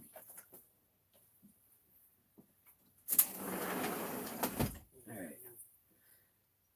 Pretty sure that this front diff is original to this truck. But when, see? So that's saying possibly something gear, maybe. So I'm going to go ahead and go after these screws here. I know I took that shock off, but I was thinking maybe spline-wise there was an issue there, but apparently not. So I'm going to pop this off. Like I said, we're going into tomorrow here.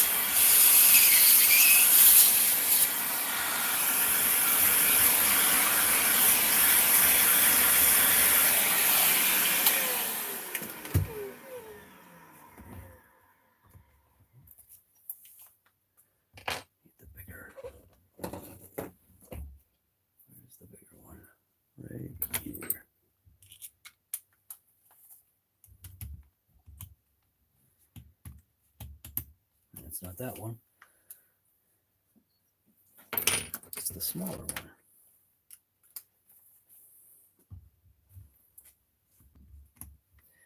one. You would think that, but on these, they're set different. I have a feeling it's internal. I'm going to go after internal first, just to see. But I know what you're saying. With these, this has got the stupid Arrma junk upgrades. So it's got the set screw on the outside. Suppose you could be right, like the set screw like maybe backed out. That's a possibility. Maybe I should look at that. Because I can see the set screw. At least I think I can see evidence of the set screw. Right there. Or is there no set screw? You know what? No, there it is. Let's see if I can get after it.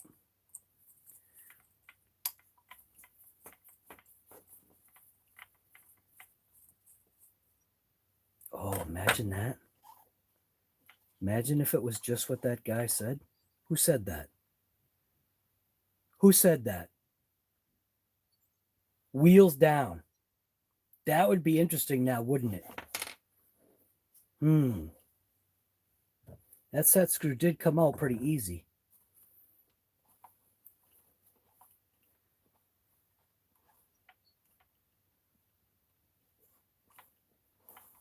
You know what? Let's put a wheel under this.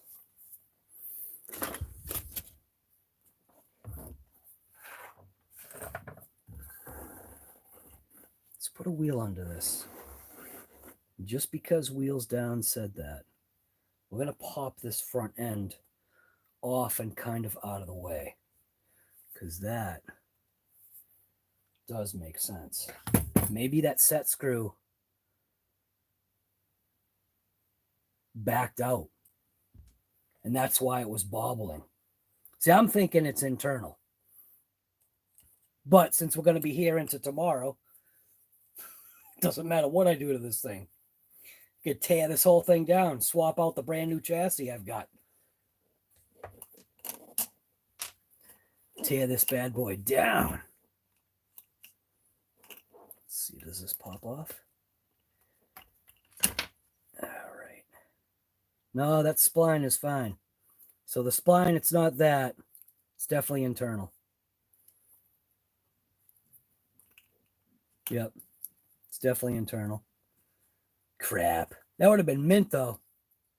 Yeah, it makes me wonder, though. Where is the set screw? So that's where the set screw is supposed to be. Is right there. I didn't actually have this clocked right. So that's where the set screw is supposed to be. So I'm going to go ahead and put the screw back in. But that was a good idea, man. It would have been terrible if that's what it really was. Yeah, look at that. I didn't have the set screw in the right spot. At least I don't think I did. Maybe I did. Got to give myself a little bit of credit here. Sometimes. All right, come on, guy. Not that this matters, because this is going to come apart anyway. Whatever. All right.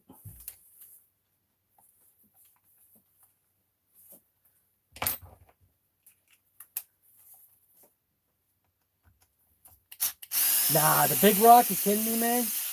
Ring gear chewed up. Something's messed up, man. Definitely. That's a definite. Something is definitely chewed.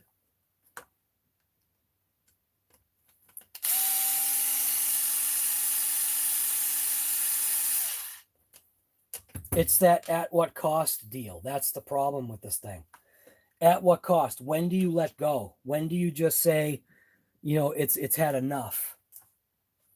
Did I miss 2 screws? Yes, I did. I missed the 2 screws over here. That one and that one, I think.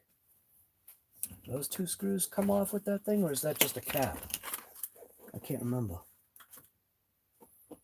Because this is supposed to come off, but I think it's screwed on. So I got to remove the bumper screws. Get that out of the way.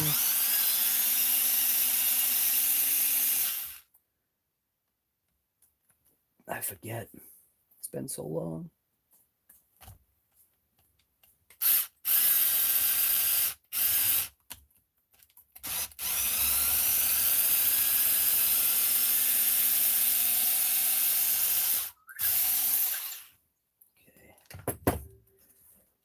Now that bends down.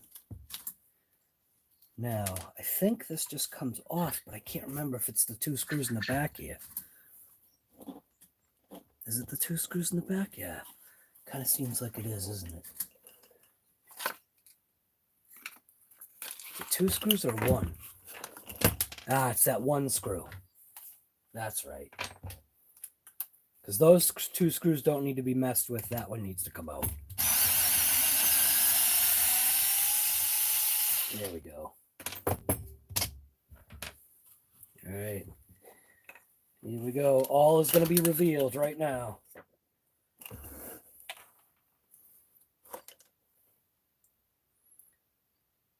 Ring gear looks mint. So it's internal gears.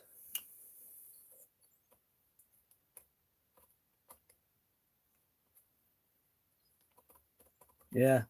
Ring and pinion are mint. Oh, wait a minute. No. Ho, ho, ho. It is not that.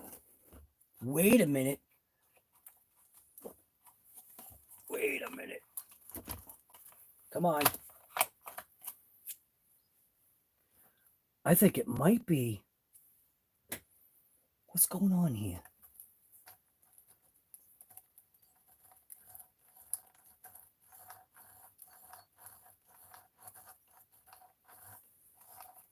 Ring and pinion are mint.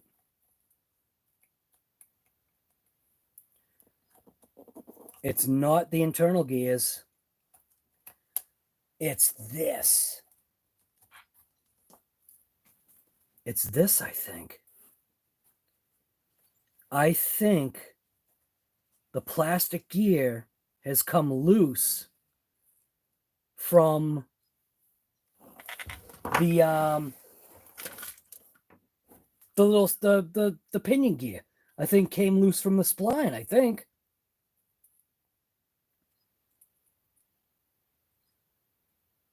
Yeah, I'm going with that. Isn't that purple grease mint? Look at that stuff. That stuff is mint. Everything is coated beautifully. Nice and wet inside there, just the way it's supposed to be. That stuff is the nuts, man. It's the nuts. All right, we got too many screws going on here. It's only a big rock, so that should be all right. Just take everything and slide it over there. I think it might be this. Gosh, I can't tell. You know what? It could be that spline. Maybe that spline is just eroded too much.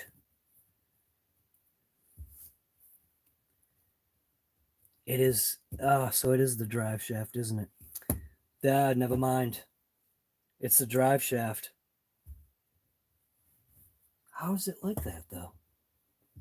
It's almost like there isn't enough engagement. So it looks like the Big Rock is going to be getting this drive shaft upgrade right now. That's what it is. Why is that engagement like that? That's not making sense.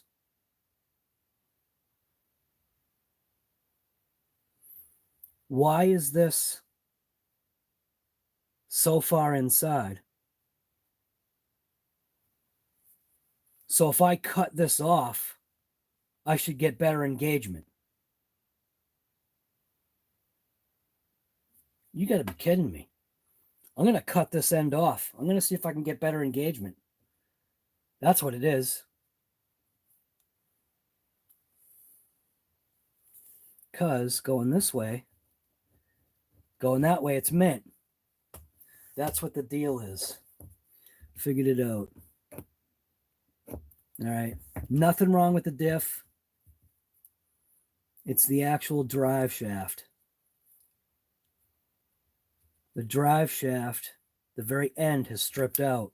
So, because I'm cheap, what I'm going to go ahead and do is I'm going to cut the end of the drive shaft off to allow it more longevity, more serviceability.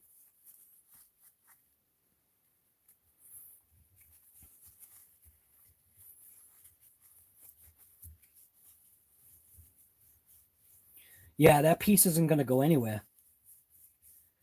How can I get that piece to slide out more? See what I'm saying? When you look inside, how does that piece inside slide out more? You know what I mean? What would I have to do? You know what I'm saying? See how that piece is in there? Whoa.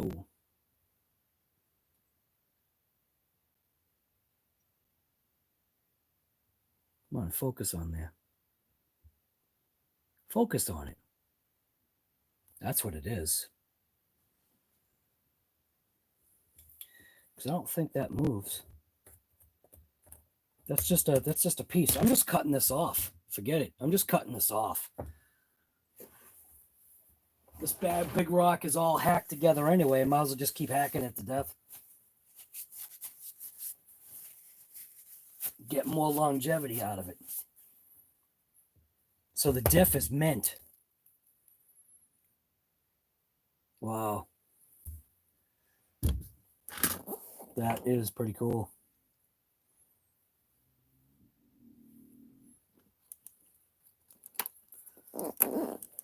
So that diff is fine. So I'm going to go ahead and I'm just going to slice this off. There's plenty of drive shaft engagement there. Just going to slice off like a 1/4 of an inch.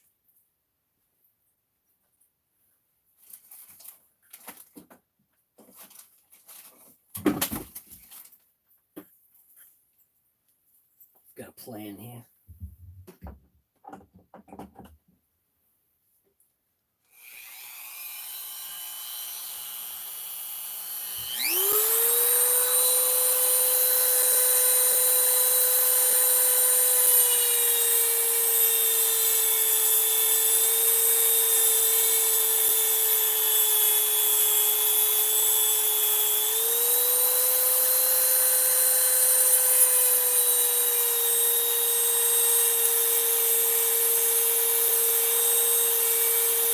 Like the human lathe.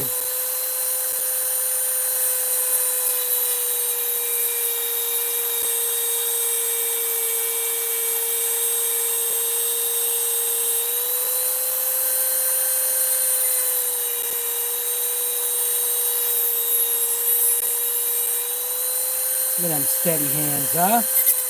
Thinking human lathe here. This thing flies off, hits me in the eye.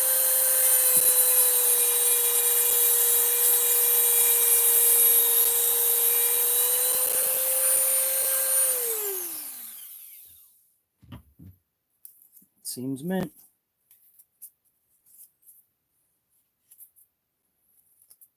There should be a little bit better engagement now. Yeah, I got a shim.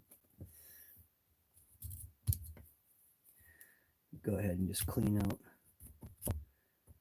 these little paths here.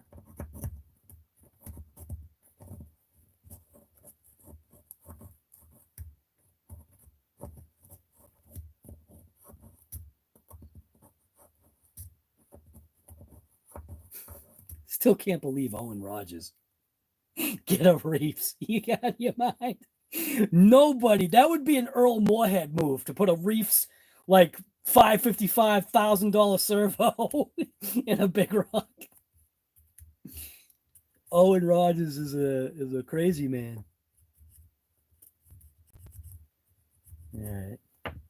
That just makes me laugh. That was awesome. That was funny. All right, so I'm going to dress this up. A little bit of sandpaper.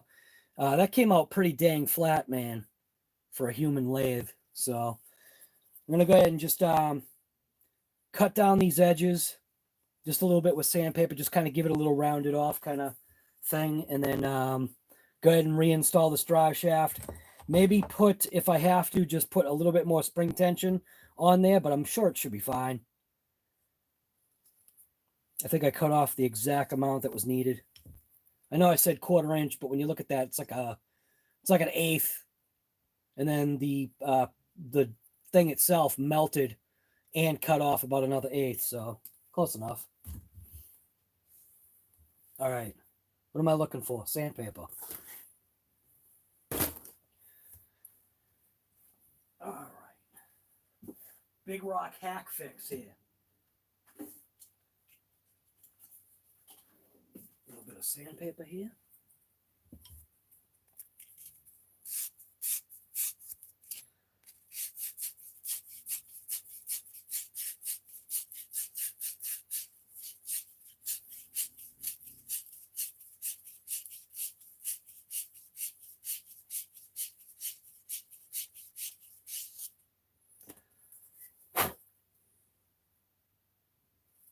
Go ahead and give it a couple swirls this way.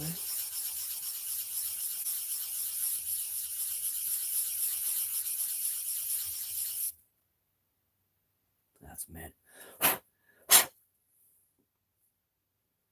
Yeah, I'm happy with that.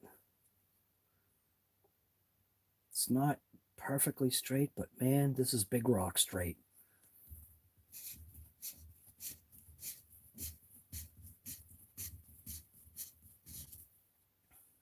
Good enough. Now let's check the engagement. Or should I put the case back together? Seeing that it wasn't the gears, and I'm glad. But that grease is perfect. Matter of fact, because it's working out so mint, I'm going to go ahead and throw some orange in there.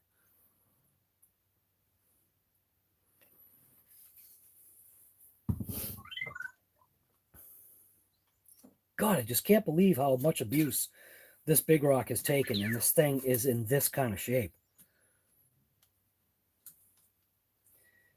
It's really amazing. But this truck has just taken that much abuse and has been fine.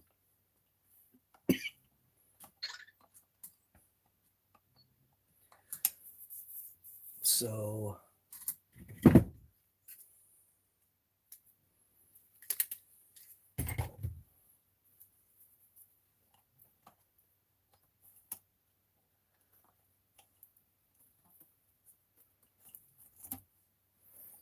all right, so I'm going to go ahead and just flip it upside down so I can get the screws back in.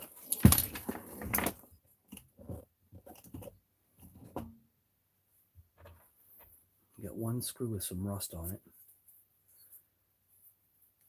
So we got 1, 2, 3, 4.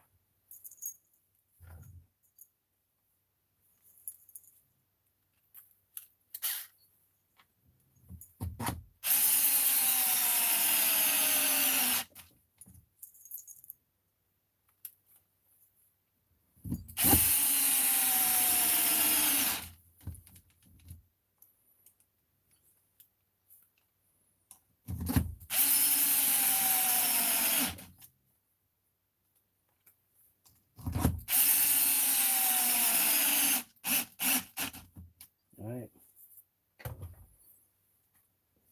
So now that's all set.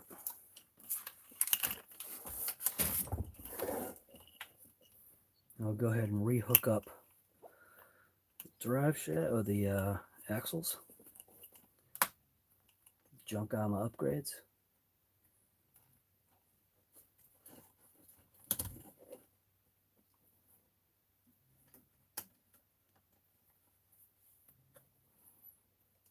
I did get this stuff through A-Main too, by the way. If you're looking for a place to get your parts and you do your stuff online, go to A-Main before you go anywhere else. Give them your money.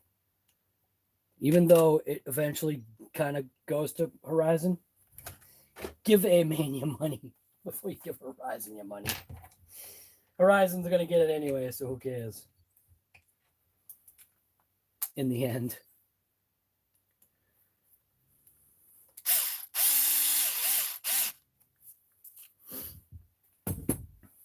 All right. So that's good. Go ahead and get this side.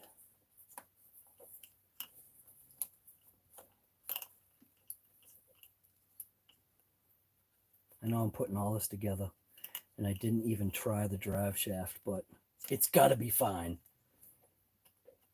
Just going on a prayer here.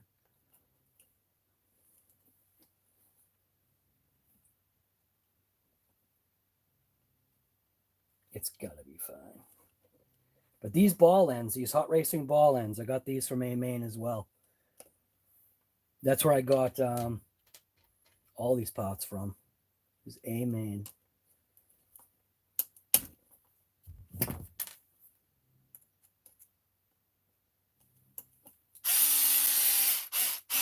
Oh, too much.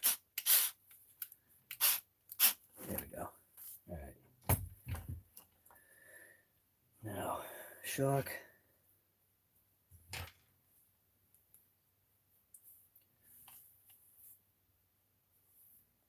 That is definitely that screw, right? Yep.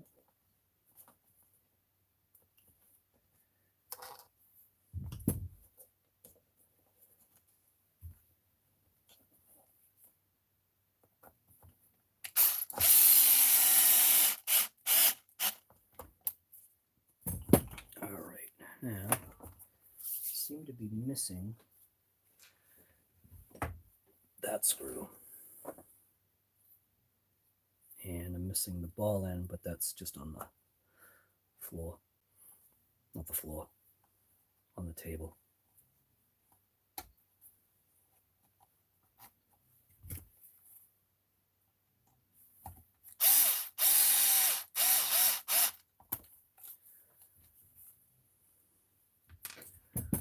Now, put that in there.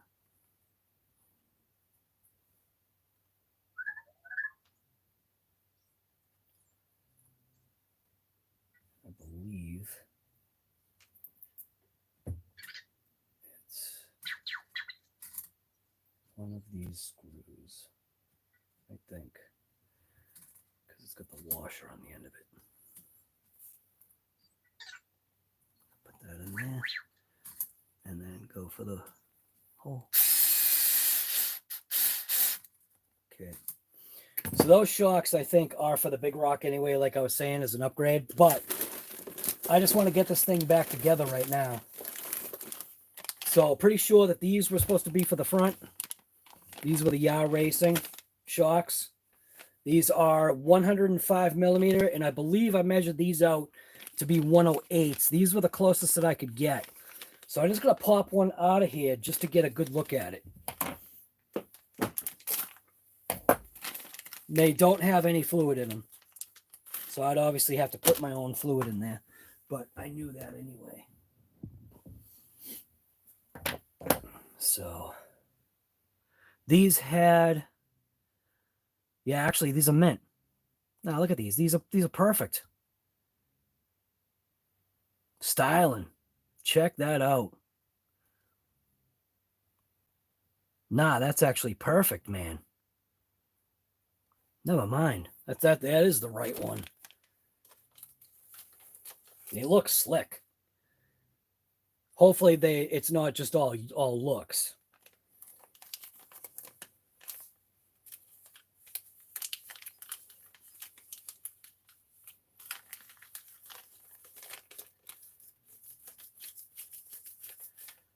Come on, get in the package. You came out of the package, go back in.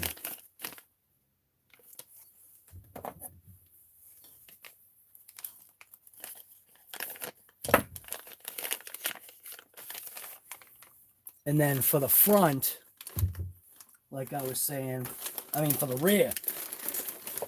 rear, got these Heart Racing ones.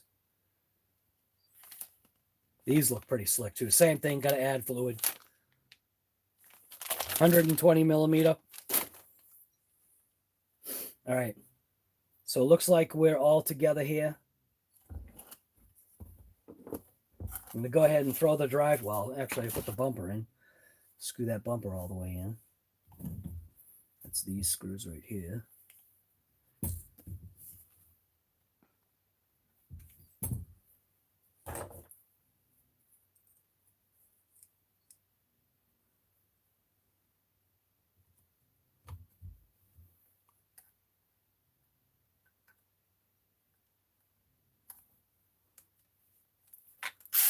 Come on, get in there.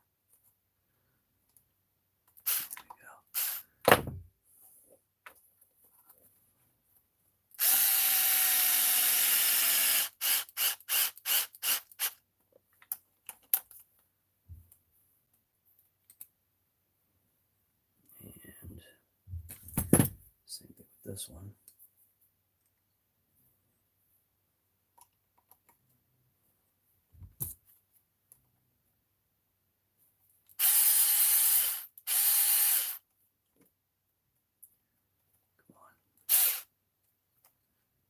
Get it back in there.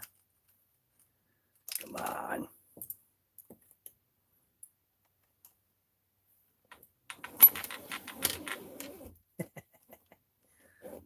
Come on.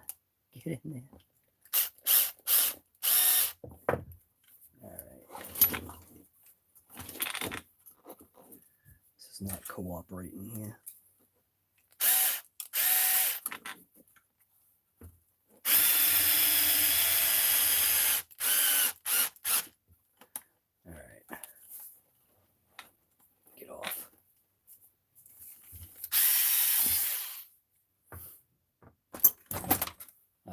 that's all set. I miss anything else underneath here? Screw, those screws, that's from something else. Those screws are in, that's all set. So now it's just grabbing a servo and throwing a servo in here. I should put that drive shaft in just to double check that it actually works. It's gonna work. Ye have faith. Watch it not work. Watch it be too short now. You never know, it could be. All right.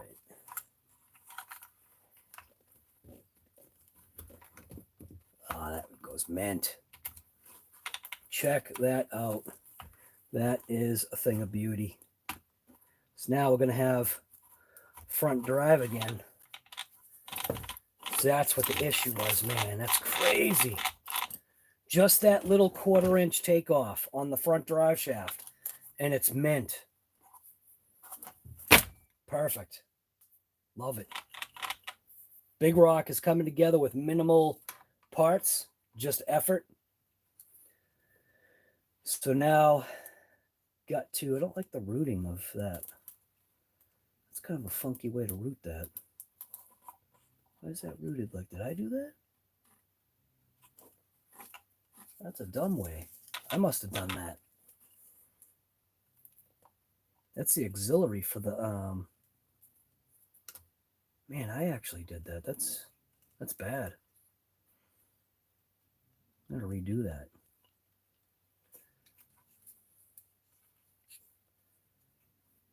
Let's see, which one is it? It is not that one. It is this one. The auxiliary.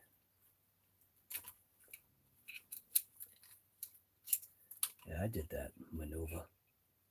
That's what you call a bonehead maneuver, man. All right. So that wire's mint. Go ahead and push that all the way down the bottom.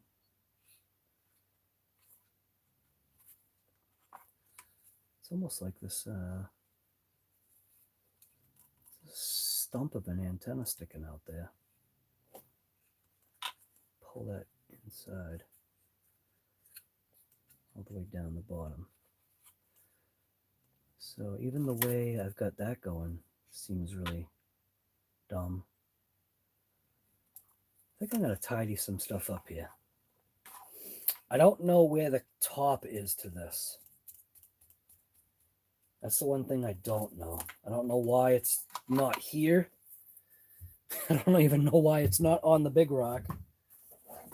But somehow I'm missing that receiver box cover.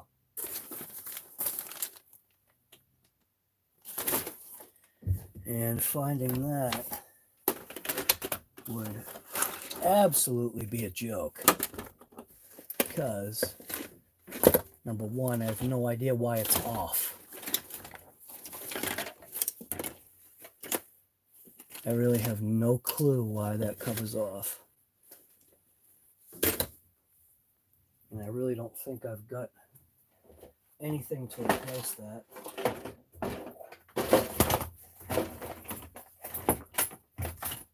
Would be nice though, because then this could be waterproof again.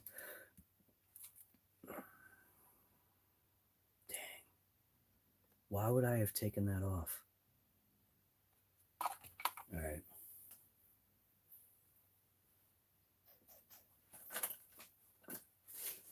I think I got a bag of Sentin pots here somewhere.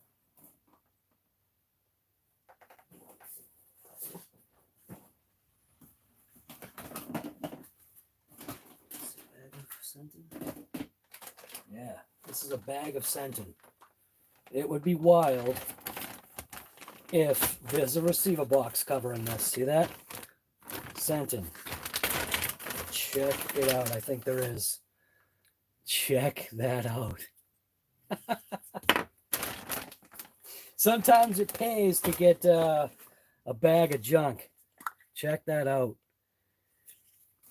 Get yourself a bag of junk. End up with an extra receiver box cover that I can actually use. Wow. All right, cool. So we're good there. Wiring wise, things have got to come up from behind or underneath. I do need to mount a new servo in here. And I think I'm just going to go, I guess, with this one. This is way overkill. This is a 32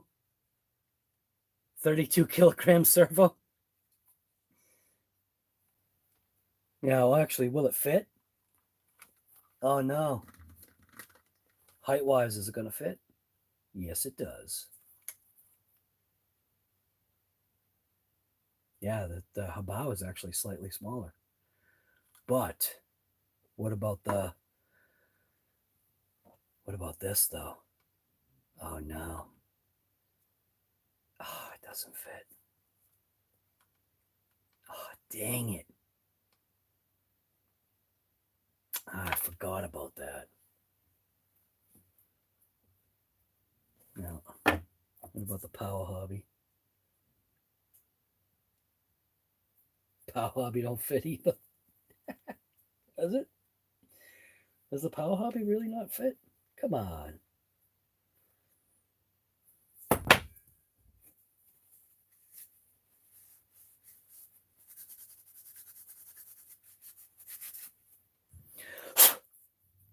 I could just smash it on with a hammer.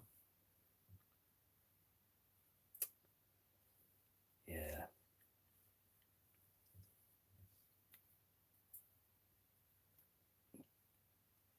Dang it. It's so stupid, man.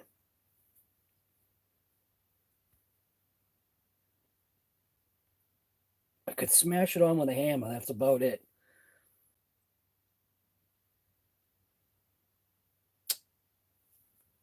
Gotta be kidding me. Why does SPEKTRUM do this, man?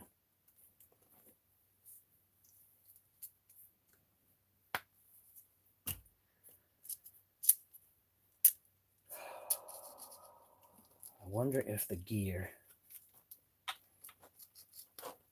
I wonder if that gear would fit in.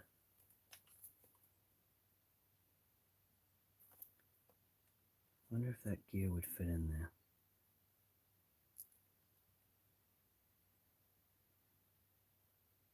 The only way to know is to check, to try it out. Because that definitely ain't going on there.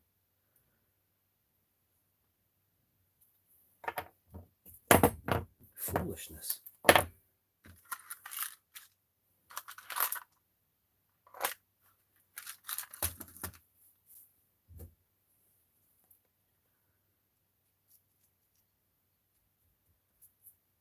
Yeah.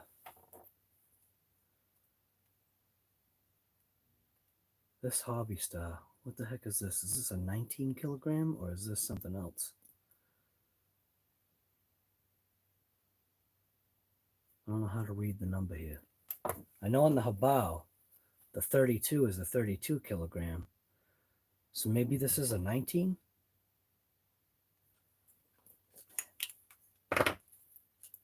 Weight-wise, the Hobao is way lighter, I think. Feels a little bit lighter. Maybe not. Now they kind of feel the same.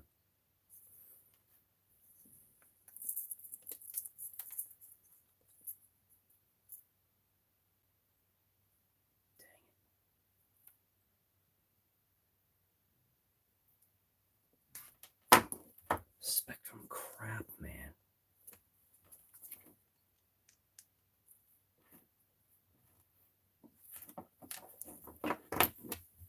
Seems like it should fit,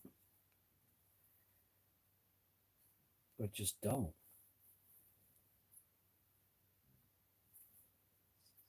Like I said, I can jam it on there. Use a hammer. I think that's what I'm going to have to do. I think I'm going to have to hammer it on. It's going to have to be a hammer on.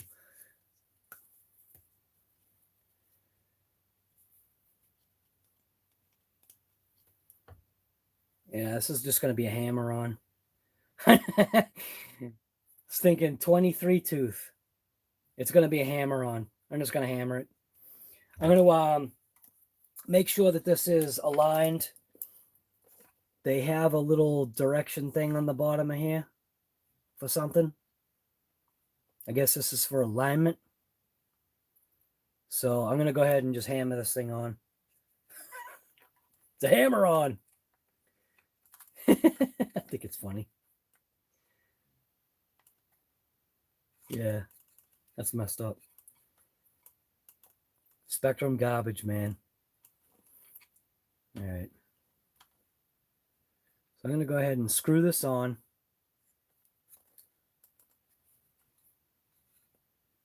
And I'm going to really press fit and screw it on. So let's see. Sure, it's these nice rusty screws that we're holding this on.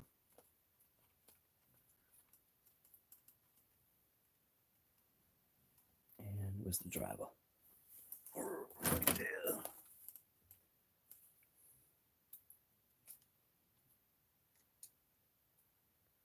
Boy, just when things were going okay. Just when things were going okay, man. SPEKTRUM's got to go ahead and throw a wrench in the deal.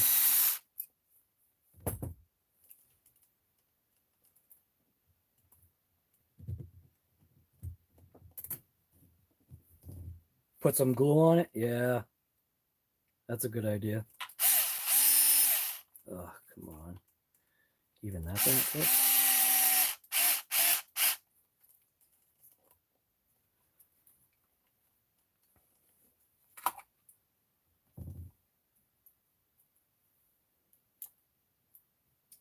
I think I used one of the screws for the servo for the shock. Matter of fact, I know I did.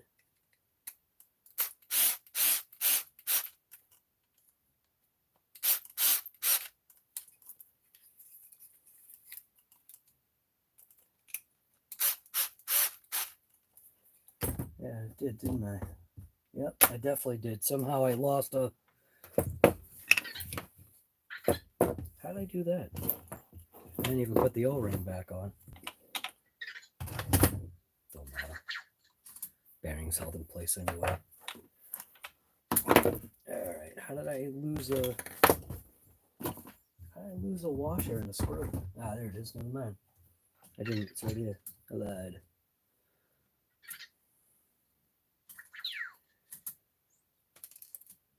Oh, no, I did. All right. Oh, I got that nice coffee right there. I'm ready for drinking it.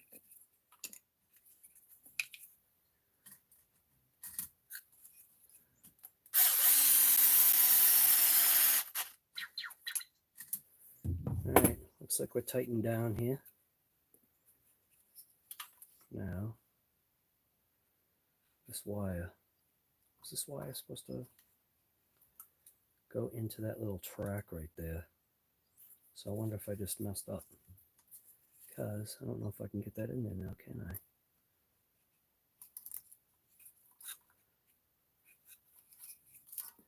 Let's just figure it out. Yeah, I can't. I don't think it'll twist around there. Get in there.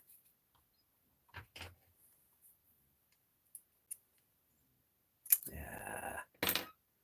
Stupid. Should have put that thing in there first.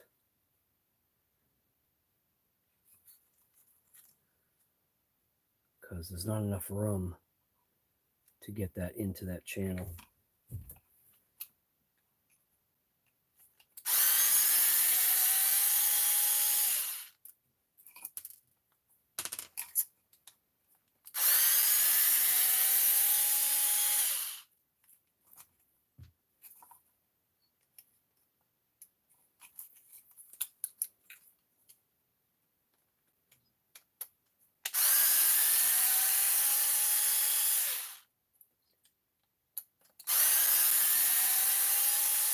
Heat gun and a hammer.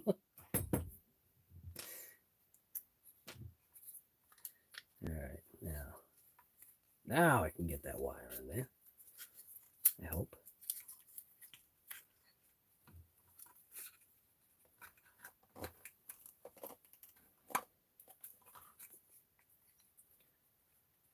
Come on.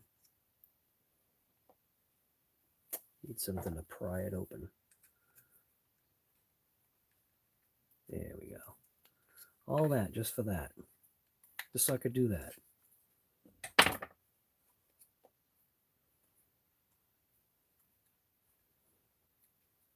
Just for looks.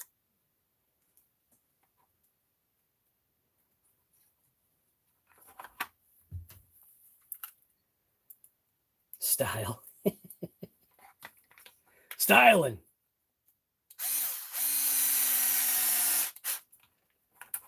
Style points. Anybody ever remember the triple Lindy? Anybody know what that means? I bet Wally's World remembers what the triple Lindy is.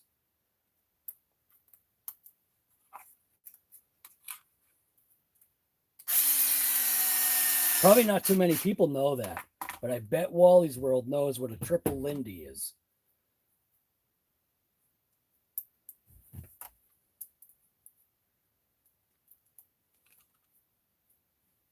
Surgery, yeah. Surgery on the Big Rock. All right. It's crazy, man. That drive shaft, though. Just cutting off that little 1/4 inch of that drive shaft, man. Just, that's all it took. So then this can then go. Did I just route that the wrong way? I better not have. Oh my goodness. If I routed that the wrong way, that would have been it. This live would have ended. All right. So now this is the fun part. This little silicone little thing here is always a pain in the neck.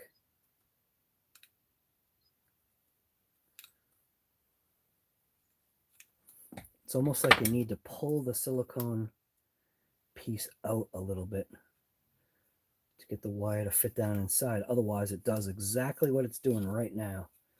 And that's bending over. The little silicone little thing here, man. Look at that thing. So, if you take it and you pull it out a little bit, then you can get it to split. And then shove it back down and in. Like that. See? Then you can get it to split like that. Then you can shove your wire in there. Oh, excuse me. So we got 2 more wires to go in here. So I make sure that there's room.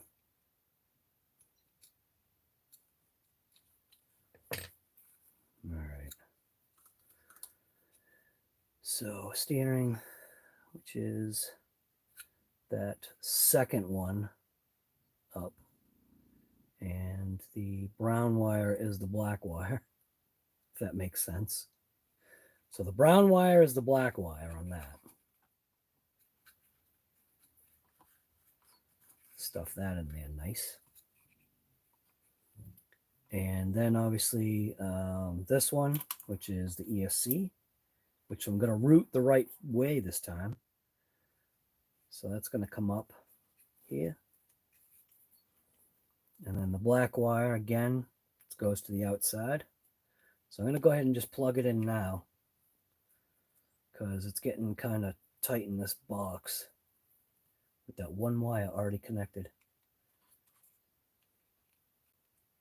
And then the auxiliary, which is going to be the top, is going to be for the motor fan. Do the same thing with that, but this is a horrible way I've got this routed. So I'm going to see if And I can't remember why I moved the ESC down. I think it was just trying to do something with this being the drag rock. Because this was a drag truck. Does anybody remember that? This was the drag rock. This was an official drag truck, which is pretty crazy. That you could convert this into a no prep drag vehicle, kind of, sort of. It fit the DR10 body mint. It was beautiful.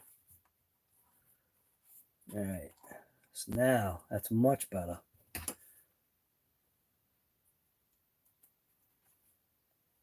Drag rock. Drag rock should come back, man.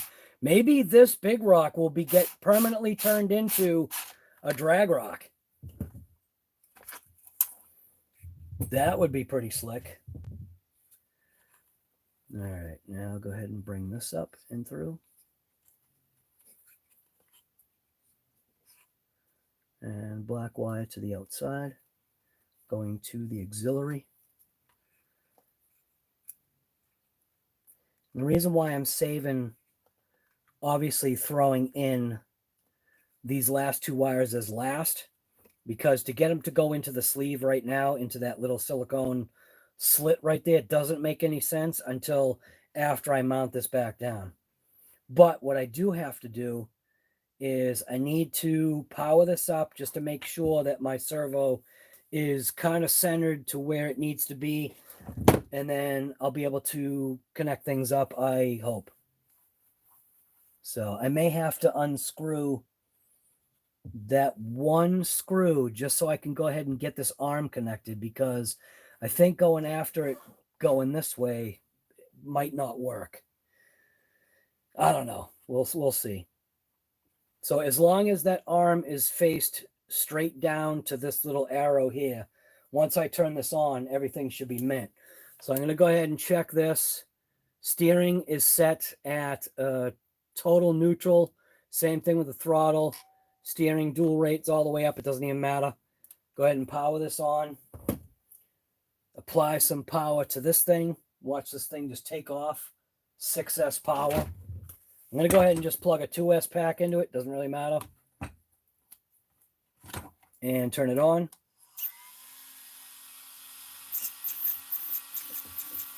Okay, so that's now centered. So now all I have to do is just shut it off. That wouldn't have moved. Now I can go ahead and swedge this thing on, provided get these wires out of the way.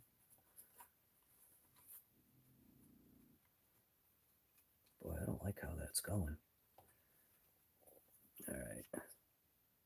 So now, supposedly, this 23 is going to get forced on to that.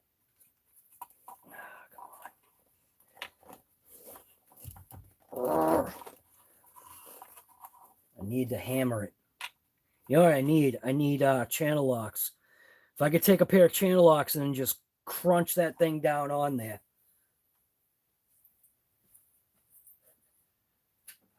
And my channel locks are not here. Son of a gun.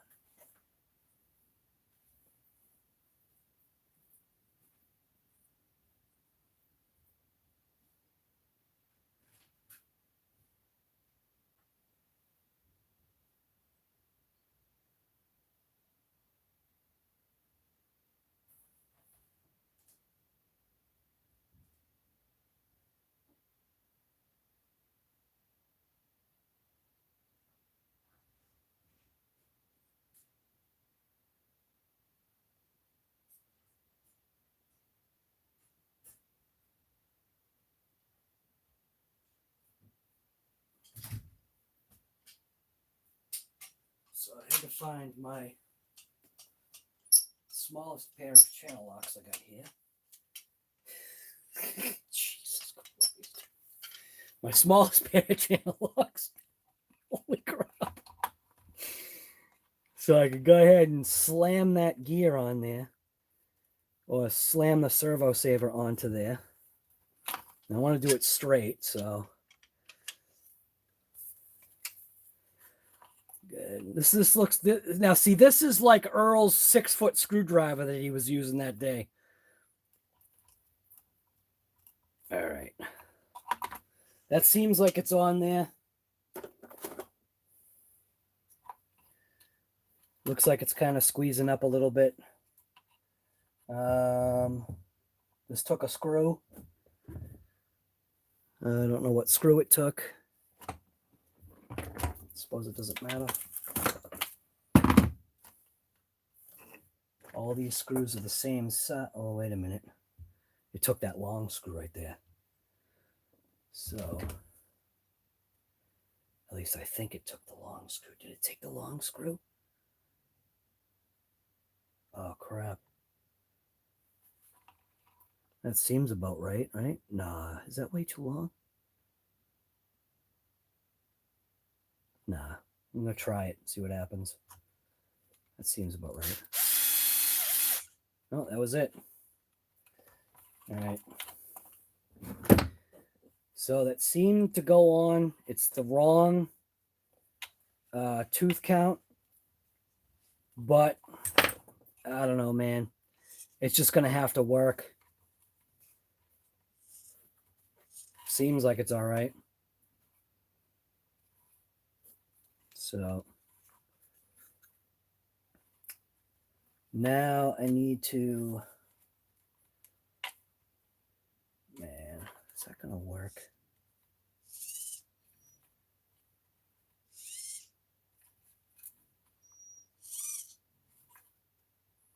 Boy. Why are you whining now? Like, really, why? Do you need to go outside again? Holy crap. What's wrong with you? Just stay outside. That's what you want. Jeez. Just went out like 2 hours ago, if that. All right. Guys, shop lessons. Just break out the hammer. Just break out the hammer, guy. All right. What am I doing here?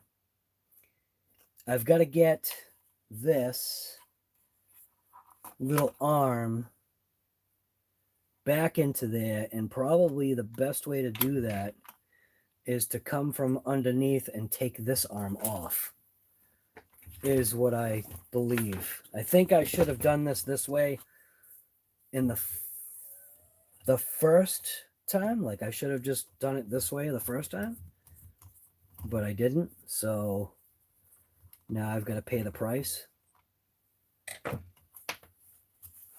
of doing it a different way.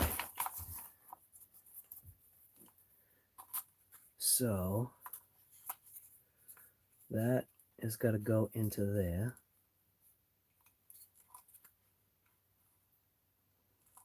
Like that. And then just take one of these screws and put that into there.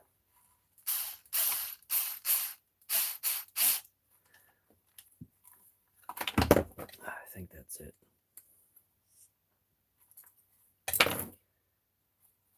Yeah. Whoops. I'll just have to put that in after the fact.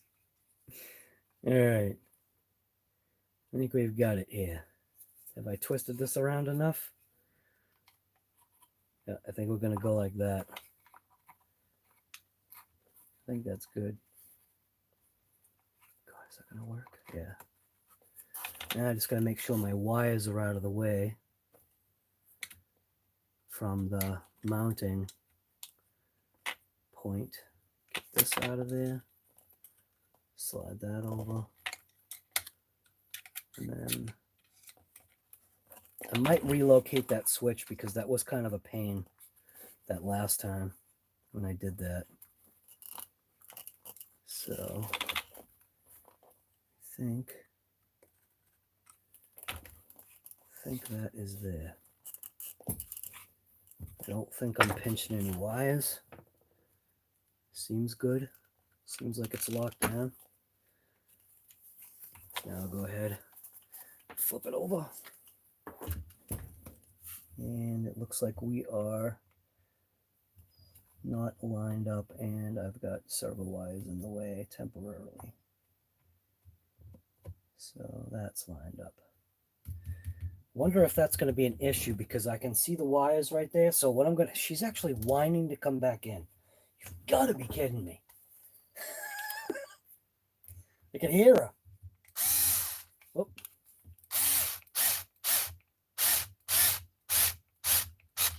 All right. So I'm just going to put 2 screws in for now. Do like a little cross pattern. And I'll save the other 2 screws for after the fact, after I make sure that those wires are not going to be an issue. God. I wonder if that's why I did it that way the first time. Because it almost seems as though those wires are going to be better off going not underneath.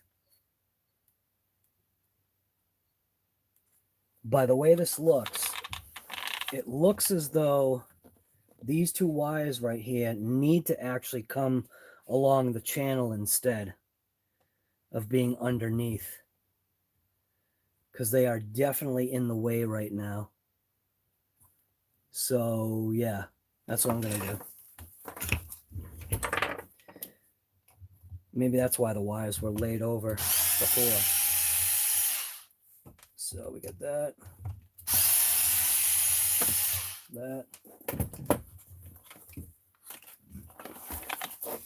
That must be why. Those wires must not have come up that way in the first place.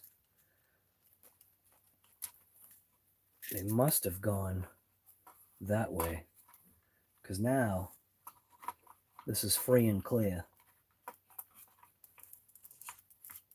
Yeah. That's going to have to be the way it is. I'm going to have to just route those wires that way and then bring it into the thing. And that way there's not going to be any conflict with anything. So again, we'll grab one over here.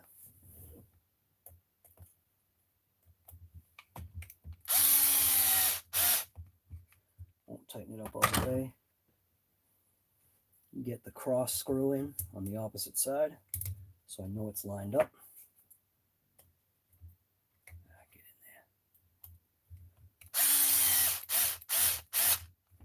That's good.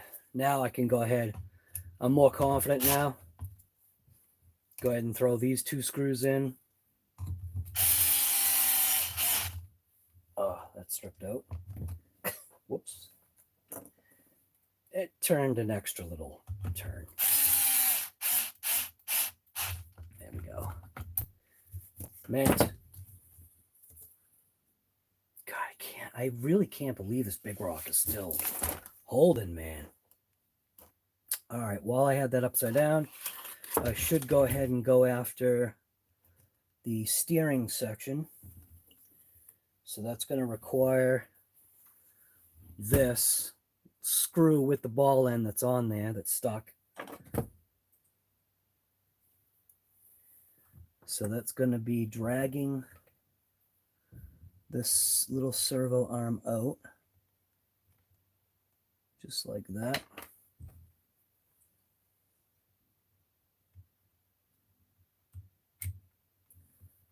And then screwing it down, making sure that that's centered. Perfect. Look at that.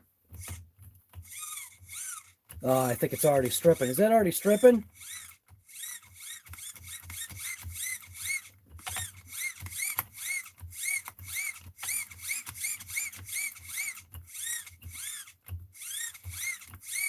Better not be.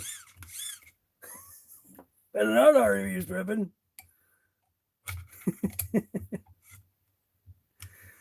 Oh well, whatever. If it is, it is. I've got extra parts. Seems like it's all right, man. All right, so now I can go ahead and This is ESC, so ESC is next. Black wire to the outside. Signal wire to the inside.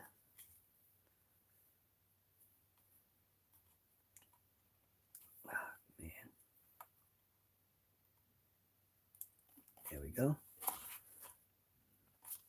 Go ahead and get the fan wire hooked up. Same thing, black wire outside. Whoops. Come on, get in there.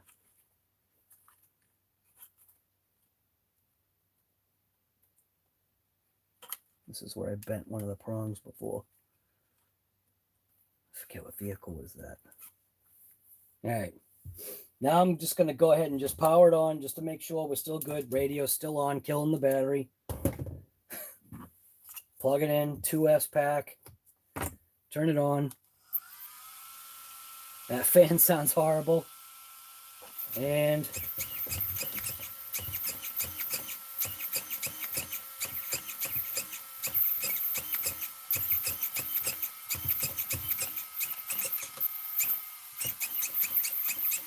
seems like it works.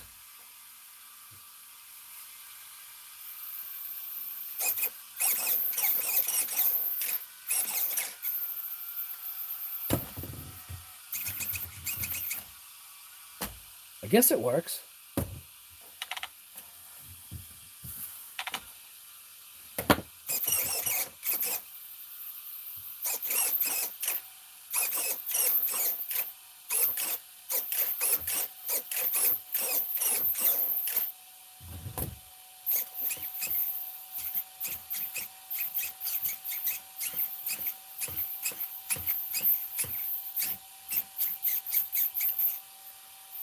Almost seems like something's rubbing there. Oh, that's a little loose. It seems like it works. For how long, I have no idea. Alright. So route those wires around the side. Gonna bring it in through that little silicone thing there. If I can.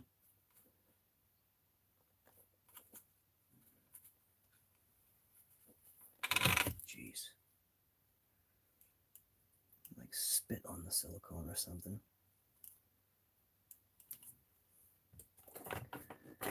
Little silicone thing is kind of a pain in the neck.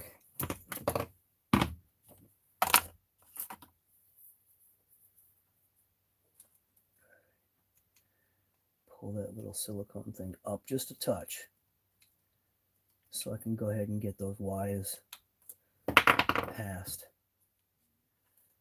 that little opening, man. What the heck? It's like threading a stinking needle here. There we go. All right. Get that in there.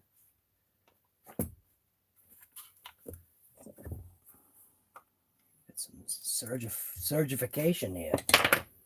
Now, same thing with this one.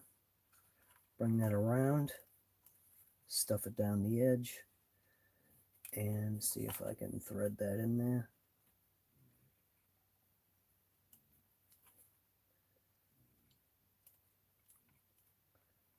It does. It's like it needs to be. Look at that. Wow, I got it. Okay, but it needs to come out a little bit. There we go. That's it. All right, we got a new cover, but I don't have any screws for it, so that's awesome. And I'm gonna go ahead and take the switch and remount the switch back up here, because that's a kind of a pain in the neck where I've got that switch right now. So I need 2 screws so I can cover this or block this off. Retake that switch out of that little cavity way down in, remount it back up here where it should be. And I'll use the golden screws.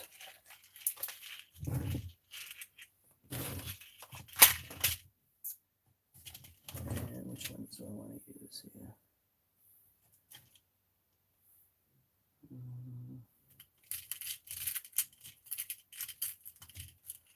I don't know if these ones are long enough.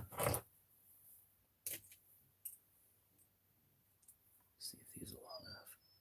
Yeah, I know.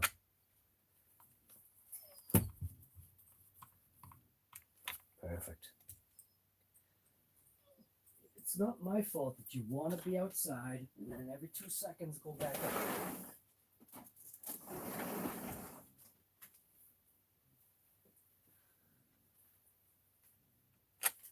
Give it the Midas touch here. Some golden screws. Now go ahead and pop this switch out of there. And put the switch back where it was initially, which was right here somewhere.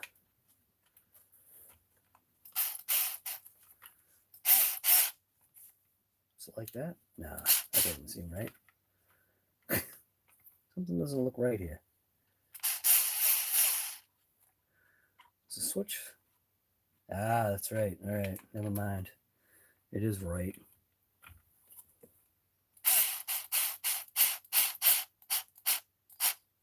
There we go. All right, good to go.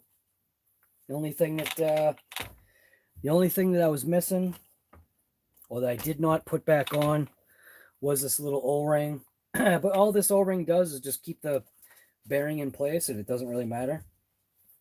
So we shortened the drive shaft. I thought there was something going on with the gears because it felt like this side kept on losing drive when it really wasn't that. It was the spline of the drive shaft. And because it needed like literally a 1/4 inch cut off, I cut like a 1/4 inch off. I didn't measure it exact, but this was the amount wherever it went. Must have already thrown it away. Oh, whatever. I cut a 1/4 inch off the drive shaft and it's mint. So now we have drive again. These Arrma CVD junk upgrades, that's exactly what they are. They're junk upgrades. Don't get them. They don't fit the Big Rock. Stick with the original drive, the original axles for the Big Rock, because those actually work.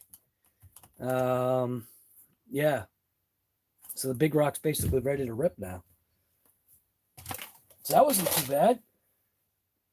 So I got like another half an hour to go here because I said I was going to be on until tomorrow. So Big Rock is ready to, and nobody's saying anything. Does anybody notice anything about anything going on in the back here? Anybody notice anything about anything going on in the back there?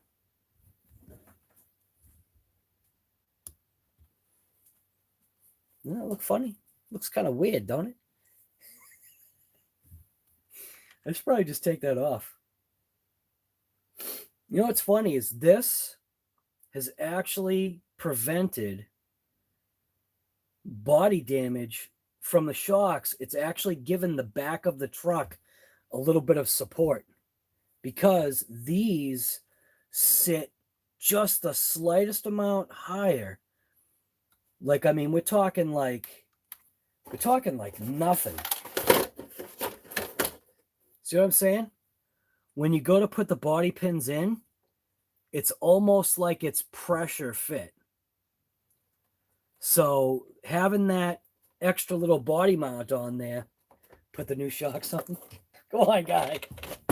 It'll take more than half an hour to do that.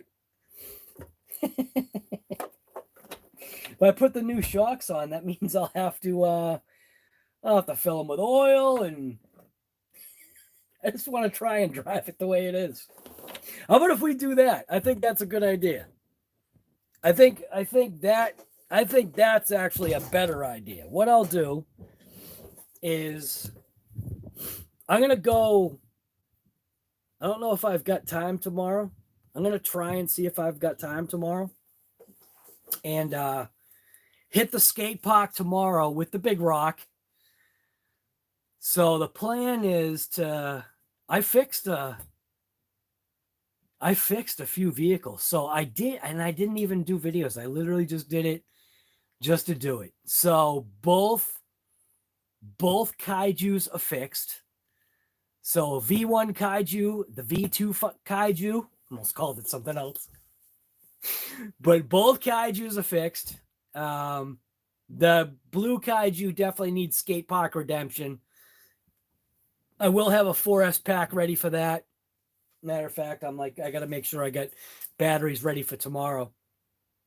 But I think what I'll do is, because I'm going to end up scavenging the shocks off of this thing to put on the Sentin. Or is it the Granite? It might be both. Actually, the Granite, I broke a shock on it, didn't I? What was the Sentin? I don't even know. I don't know where I am here. So, I think the Sentin had a blown off shock, or the Granite did. I stole a shock off of the Sentin to fix the Granite, but then the Granite broke its steering rack. Maybe I should fix the Granite steering rack right now.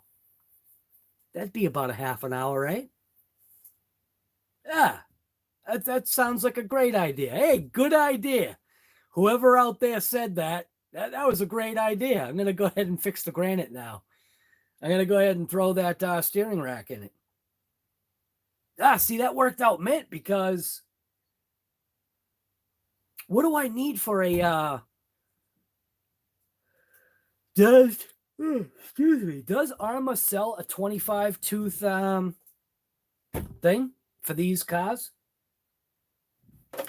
Or are you literally stuck with using slamming something on with a hammer? It works. Granted, it'll never work again, but it works for now. And I probably should have put glue on it. Somebody said that.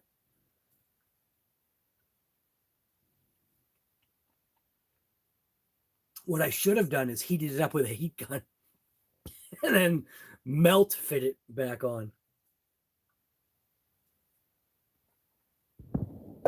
Use some epoxy or something. But I think right now I should probably fix the Granite, because I've got the time. I said I was going to stay on until tomorrow. That's what I'll end up doing. I'm going to do the Granite. So the Big Rock is definitely ready to go. I wish there was a way. I wish I did like some kind of a log on this truck, like just to say, like, what has happened to this thing. So from memory, this Big Rock has a new differential in the rear because that went out. I'm fairly confident I'm still running. I think I'm still running the stock. I think I'm still running the stock Pinion spur, which would be insane. I think I am. I don't think I remember changing that, because that would have been taking it all apart. This thing is still running. I think it's stock spur. I think it's the Kaiju that's running the upgrade.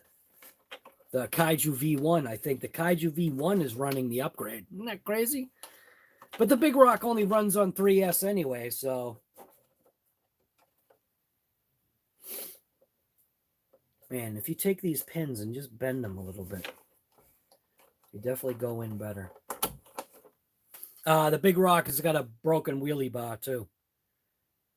So maybe I should rip off that wheel too. While I'm here, I should just take off that wheel. It got ripped off by Ryan when he used the truck. So you could see the wheelie bar got ripped off. So this thing doesn't need wheelie bars anyway. It's got the bar already. So I'm just going to go ahead and pull that wheel off. It's unnecessary right now. Leave this little back piece on because it kind of uses it as a secondary bumper. So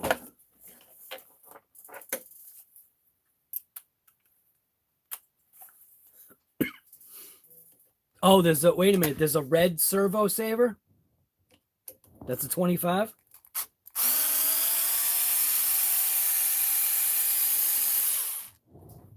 Time to revive the Maximus. Nice. Yeah, so we're good. That's all it needs. Perfect. Doesn't need a wheelie bar. It's got the bar. And it does wheelies. So I'll be meant. All right, big rock's off. Now time to grab the granite.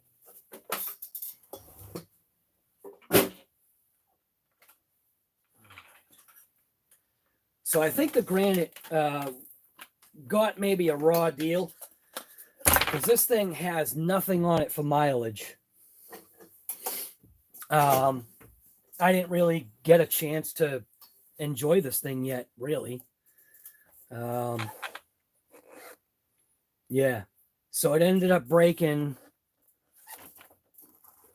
Oh, I stole a screw off of it too. Crap. But why do I have this extra screw on here? Did I forget to put something on the Big Rock? Big Rock went together. This just must be an extra screw. All right, so to go ahead and get to that steering, it's going to be easy. I just got to literally just flip it over this way. Oh, wow, the chassis is broken too. I forgot. That's just for extra clearance. That's for extra clearance. Yeah, that's what that's all about. It's just some extra clearance. Holy smokes. All right. So the chassis got a little extra clearance. So that works out. Makes it so that, you won't have any problem with the steering. So. And watch this screw be the same length as that one. Is it? No way. It's a couple threads shorter. Yeah, it is shorter. See?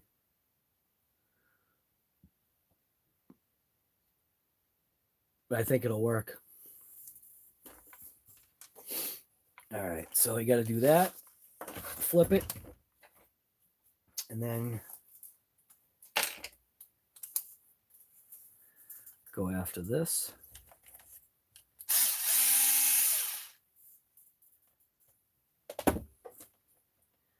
I should probably take it off of that end like that.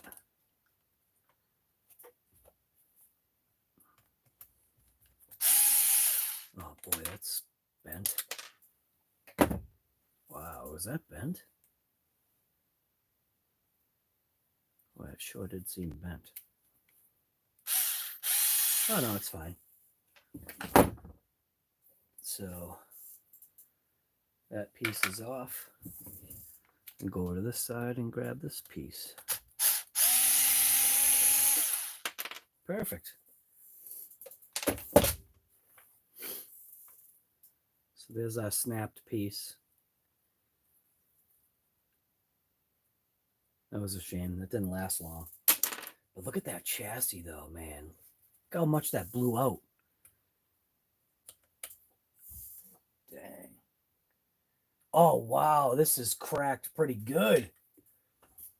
So this crack is going all the way up here.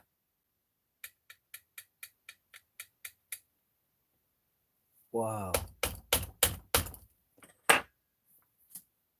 Huh.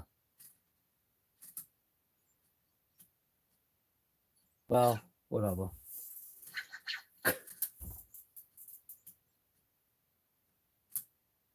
I do have a Big Rock chassis. I could technically make a granite Big Rock, but I can't. Oh yes, I can. I could have another Big Rock. Because all I'd have to do is swap in the hot racing drive shaft. And I'd have a second Big Rock. Or a third Big Rock. That would be nuts. Could you imagine that? And see, this has got the BLX. What does the Big Rock have? BLX also, right? I don't even know. Yeah. Wow, isn't that funny? I could literally have another big rock just by doing that. All right, where's my pots?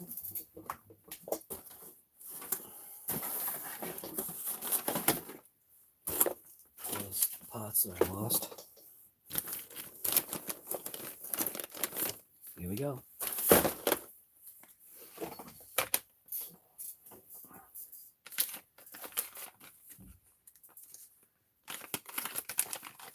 Mads, what's going on, guy?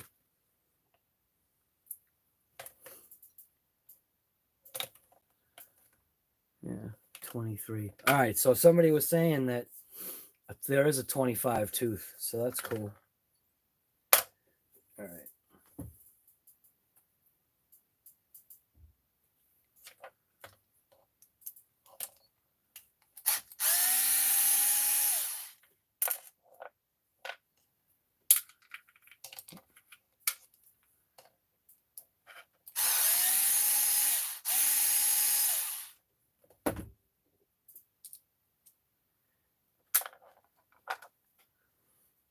All right, so basically just got to feed this in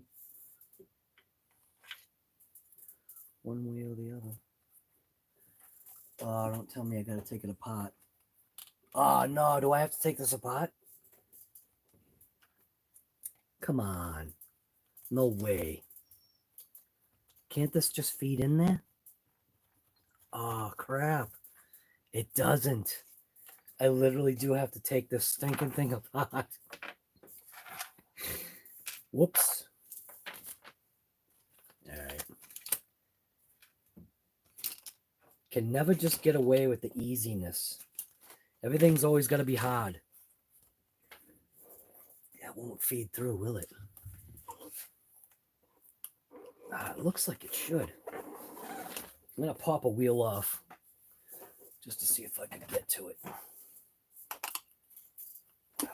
Wrong driver. That driver ain't going to work.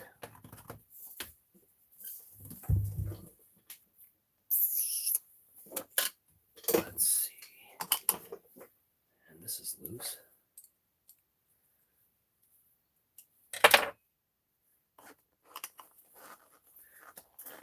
Wow.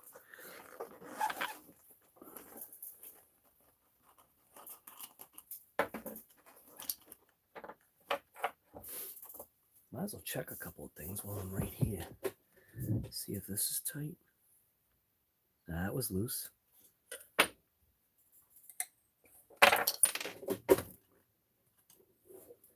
See if this is tight. That was a little loose.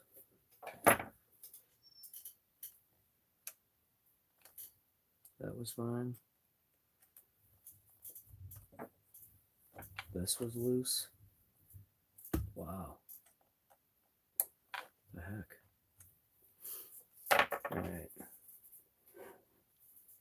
It almost looks as though I should be able to just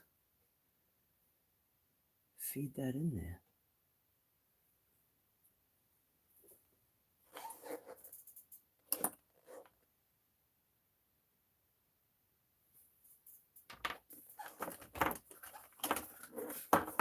See, it looks like I can.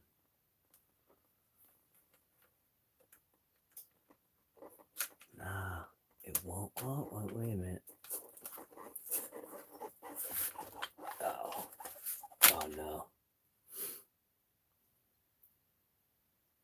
So it goes in this way anyway, so I push that in there. Rotate it. Look at that. Did that actually work, or that was a fail? It actually worked. All right. Whoa, parts are falling out. That ain't good.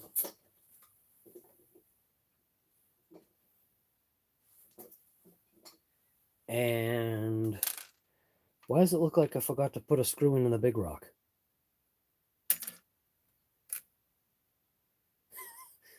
There's an extra long screw that goes into the big rock. Did I really not put in that screw? I'll have to check. All right.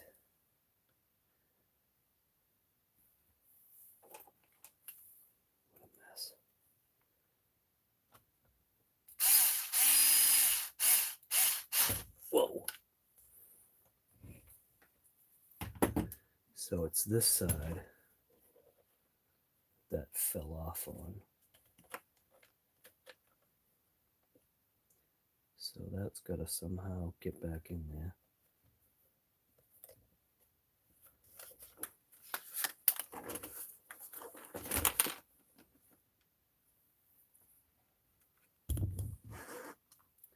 So that's got to get back in there because it fell off.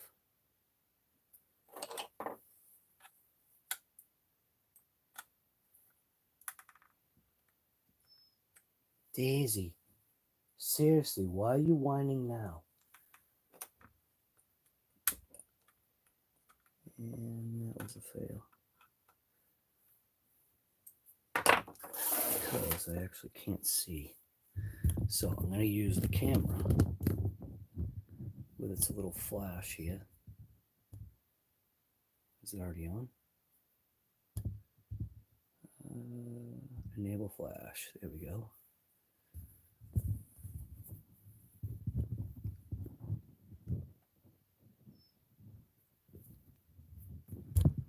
So let's see what's going on here.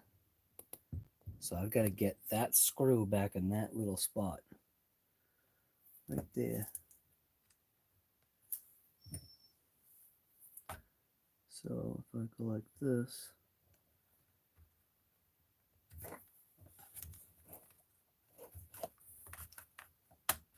there we go. Then this needs to pull out that way, so that can go like that, and then hopefully this little piece will hold that in.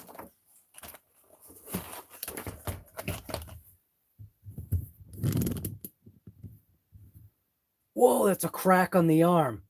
No way! You have got to be kidding me. I literally would not have seen that if I didn't just pull that camera up. You have got to be kidding me. Oh my God. Holy crap. Wow, man. So that's cracked too. And I know I don't have that.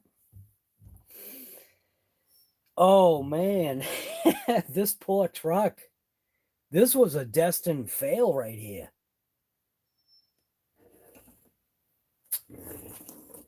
Wow, this was a total fail.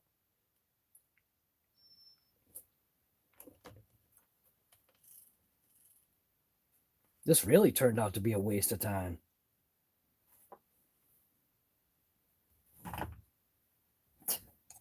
Whatever. I didn't see that crack.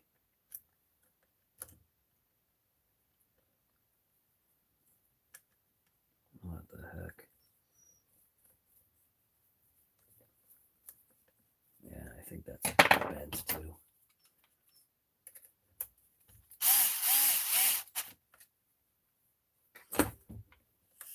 So this ended up being a total waste of time, man.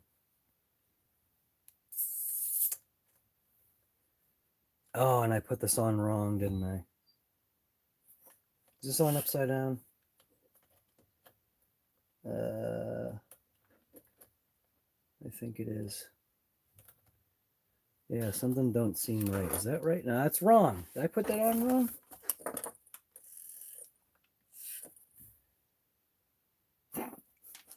Actually can't tell. Maybe I didn't.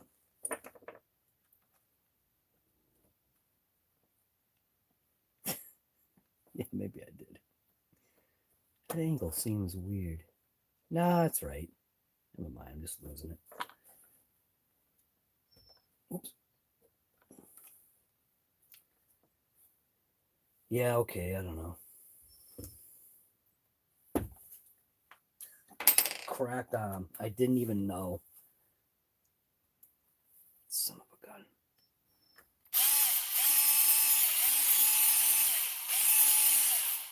That ain't going in now.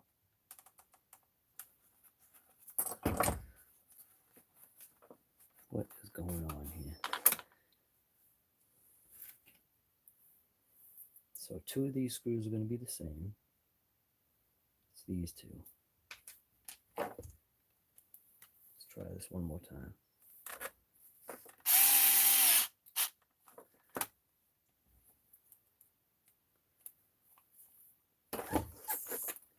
I suppose I drive it with a cracked arm. Just live with it. Dang it.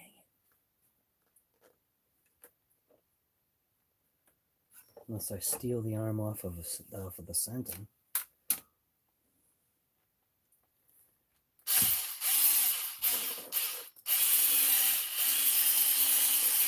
Come on, go to your hole. What the heck?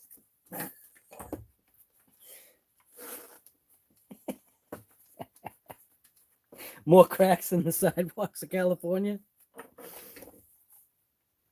Yep.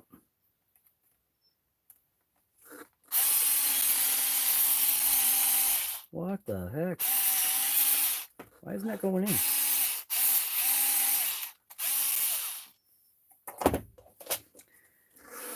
What the? Come on.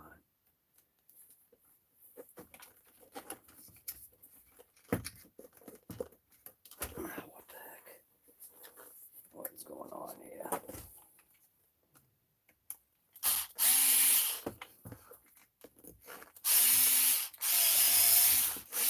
Wow. And but that doesn't want to go into its home.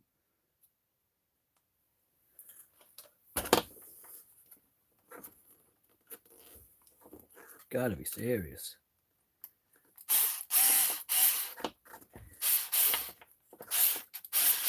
There we go. I don't know why that didn't want to go in, but it's in now. So this big rock, yeah, big rock. This thing here, whatever this thing is called, this granite. Oh, what's up with that? I didn't really crash this thing, man. That bad that I remember. I mean, I suppose I did, but I never saw that. There's no way that's going to survive. I wonder if I could zip tie it. If I could put metal on there. Maybe I could put like a piece of metal. Drill in some screws and strap it. That's what I could do. Make like a brace. That's what I could do. I could make a metal sleeved brace and slam that on, drill it through, and then screw it together. That's about the only thing that I can think of right now, short of just getting new arms or something that I don't have. Yeah. Crap. That seems pretty stout too, that arm. Feel surprised that that broke. Although there is a lot of damage here, man. But I think this broke from the steering. I think the steering rack snapped all that out. And then I don't know, man. I don't know why this has got so much damage. It only went to the skate park once, and it didn't even last long.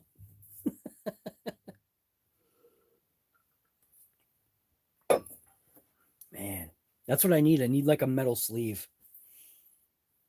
Let's see if I can find some metal. I do have aluminum, but I don't have any way to bend that. I just got to find some goddamn bone. I got to find piece of metal channel. I should have something in the garage. Why are you just laying here whining like a little whine bag? What is your issue? Just go up.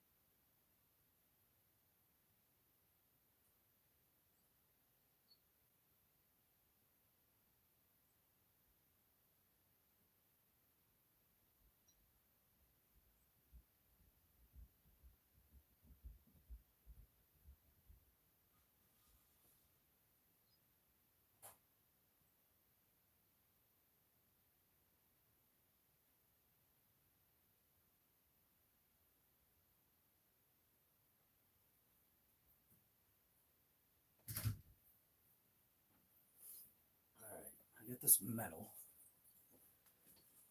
Should be able to make this work.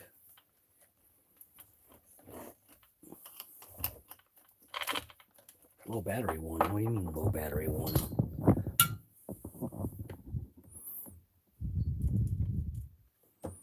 There you go. You happy now?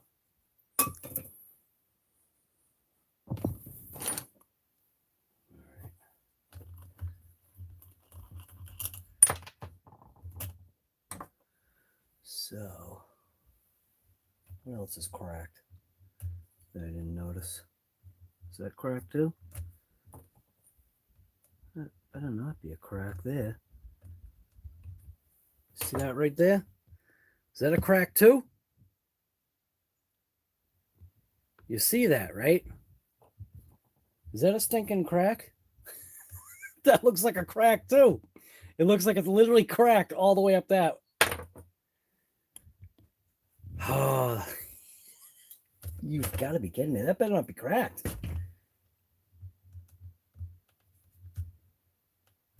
This would make way too much damage if that's cracked. Maybe it's just like a mold. Jeez, what else is cracked here? Anything else? The whole thing's cracked. All right. So I need to just make a little sleeve to press on and then maybe just drill through or glue something on or something. I got this metal right here. I'll just use this to make something.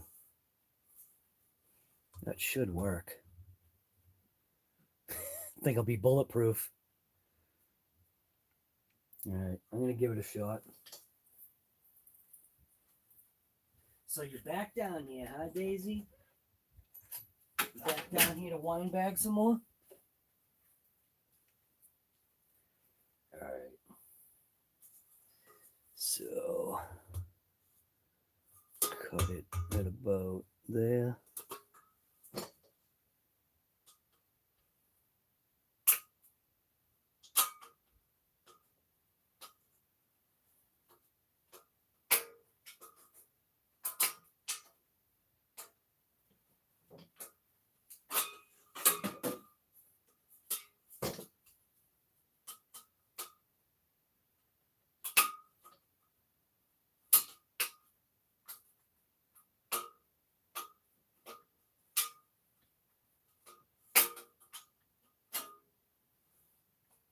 Oh, what a hassle.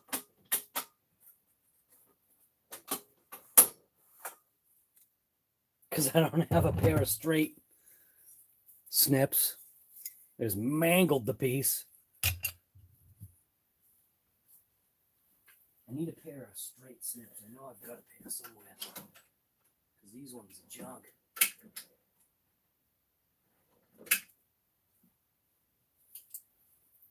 God, I just hacked that to death.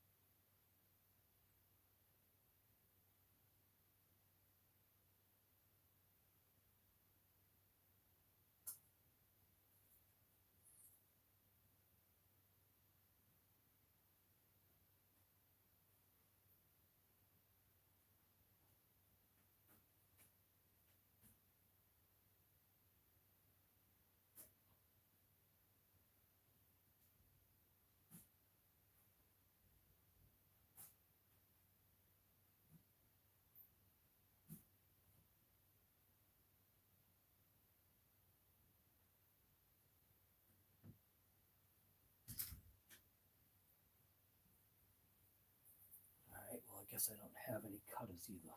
Gotta kid me. So I'm gonna have to use these piece of crap ones.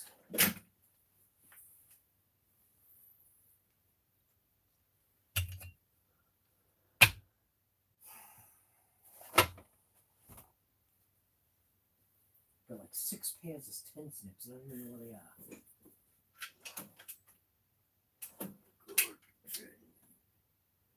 What the hell,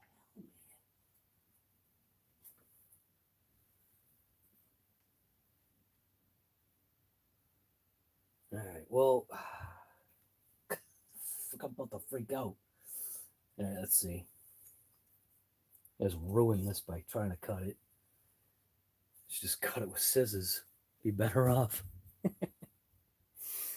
Alright, well, whatever. Figure out something. I killed it. So literally it's already that pre-bent section. So I just need to snip off that right there at a straight, and it should be all right.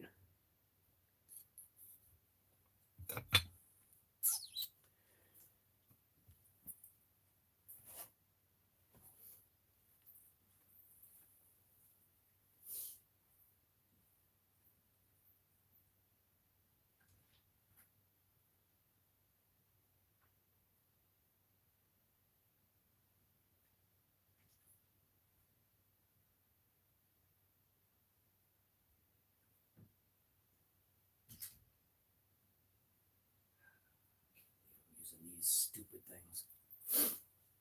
All right. So I think that's going to be enough. Yeah, it's going to be fine.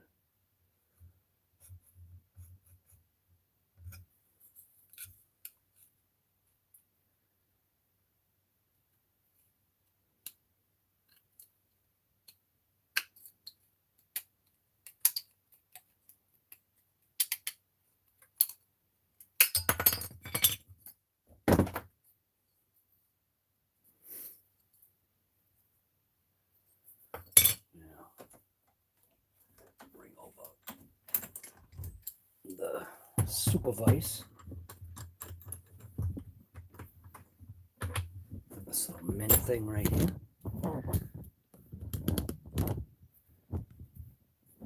Do some metal forming.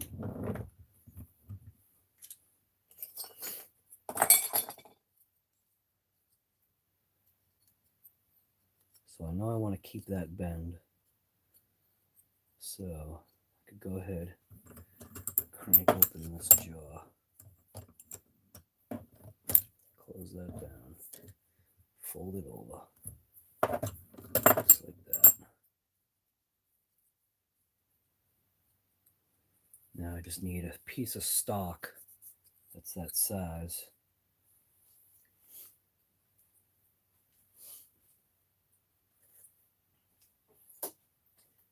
I can use maybe the screwdriver. Let's bring this out.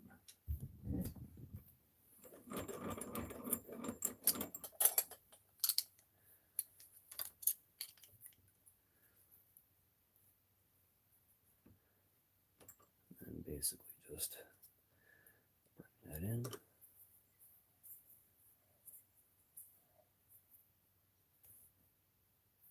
Something like that.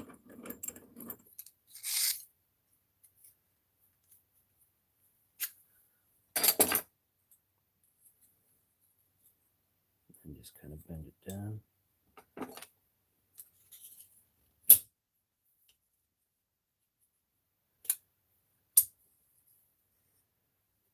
Need a hammer.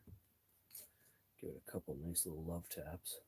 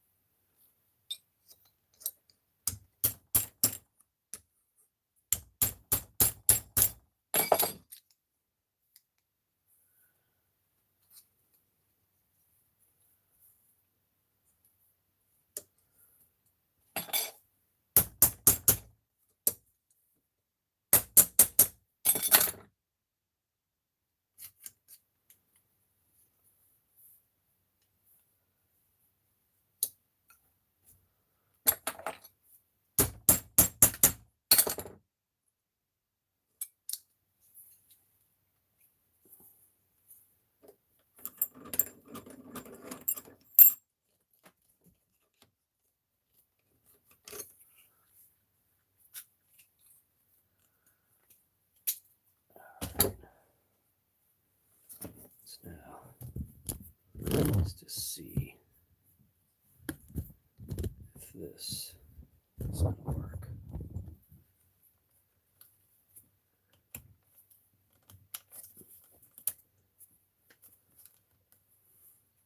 A little bit of persuasion here. Need my flat pliers that are in my truck. Got a pair of duckbill nose or whatever the heck those things are called. They're a real thin, flat-nosed plier. I think they're called duckbill or something like that. Might be able to use a needle nose to do this.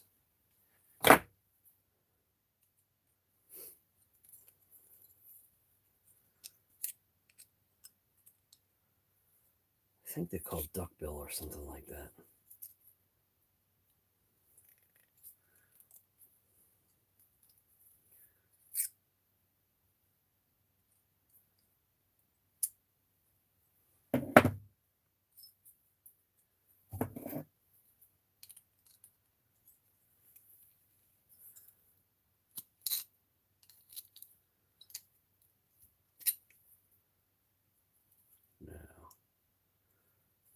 Want to do is I want to roll that whole edge over. I don't know if I can though. Might be too late. Yeah, I don't think I can. Should have done that first. I should have rolled that edge first. Well, it'll almost be like a skid plate on the bottom here. So go ahead and pinch this closed a little bit. Roll that out.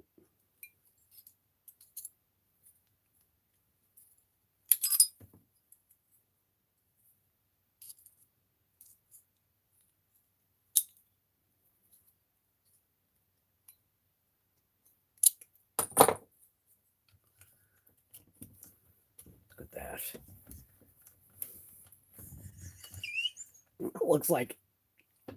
looks like A double Z, but you know what, man? It's gonna work. It looks like A double Z, man. But it's mint. It's got a stinking skid plate on it. It's kind of going the wrong way because it'll get hooked, but if I could take that other piece now, if I can roll that down and in, that actually might be better. So if I can put a notch, if I could put a notch in this, I can actually physically roll that down. It'll work. I just fill it with a channel of epoxy. Hey man, you know, whatever. I'm gonna trim this up a little bit. Not liking the way that looks. Kind of looks like crap.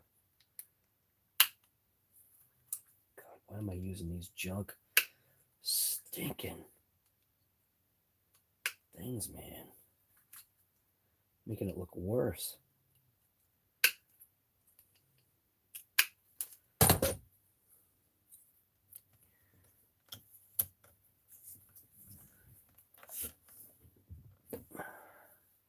So if I can notch that, I think right to there, because that's where that flat end is. So if I can notch it right there, and get it to roll down and surround that piece. So let's see if that works. Give it a little snip.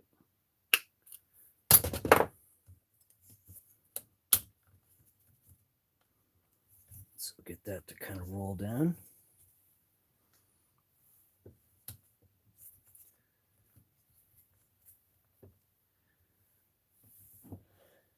God, this looks like garbage. I just don't care anymore. I don't care. It's just gonna work. It's all that matters, man. It's gonna stinking work. Where's my now I just need my pliers. If I can take my pliers and be able to bend that down. I wonder if I can notch the other side too. Is that even necessary? Nah. Forget it, man. It's just gonna work. Piece of garbage.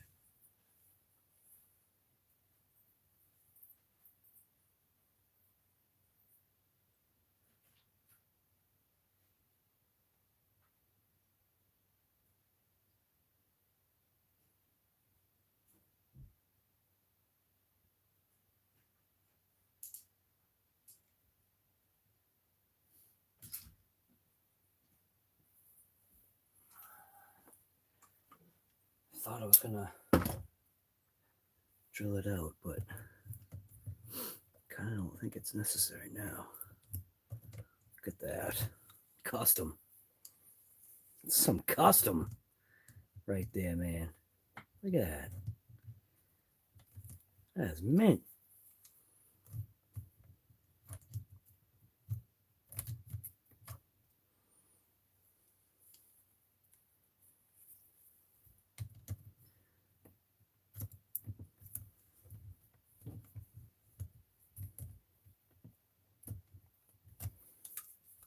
You're going to be selling these on the RC Guy Garage website soon. Joking, obviously. I should have notched that. If I had notched that, I could have wrapped it up. Because I don't think I can get in there. I have to take this all apart. I'm not really interested in that. So, right now, I can drill through right here and that'll kind of keep that in place. But I would like to see if I can wrap that. Because that would be ideal. To be able to wrap that little piece up. But I don't think I can get it. Oh, wait a minute. Nope. Just went the wrong way. That was a fail.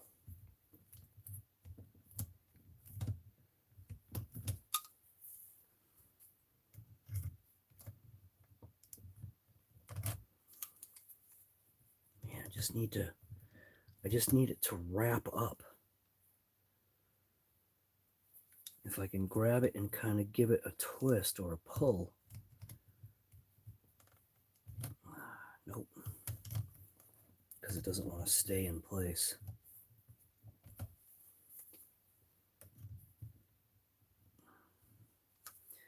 need like two of these. One to grab and one to wrap up. So, see if I can use these pieces of crap. Hold that like that, and then take this one and see if I can wrap it up.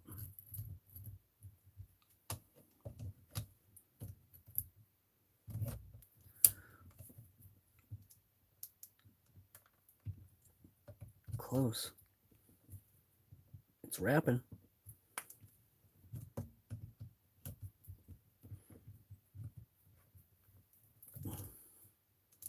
I think that wrapped up. Looks like it did.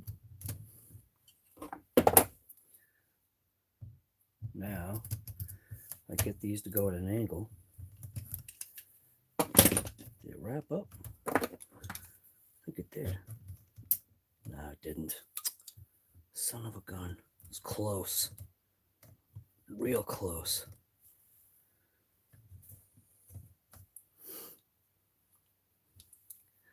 Just want to twist that.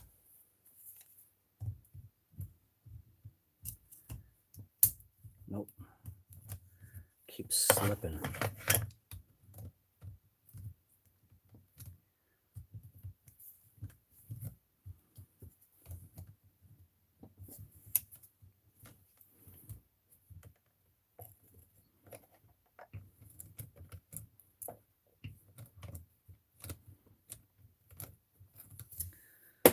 Whatever. close enough. So now, find my drill bits.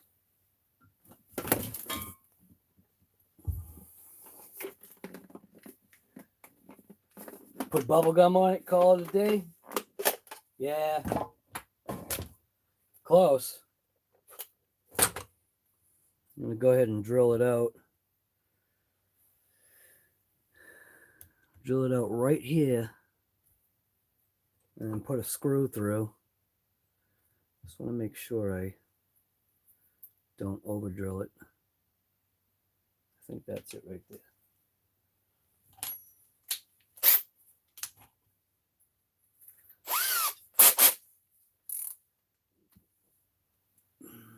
So what I should do is I should dimple it, but I'm going to see if I can get this to go. Nope, it's going to walk. Son of a gun. I need to tap.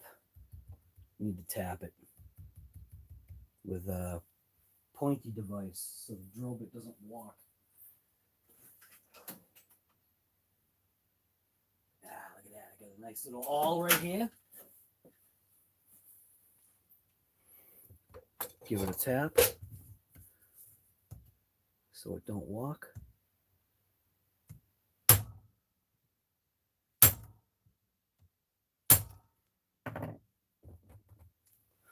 Let's see if that worked. Now the question is, when I get to the other side, what's it gonna do?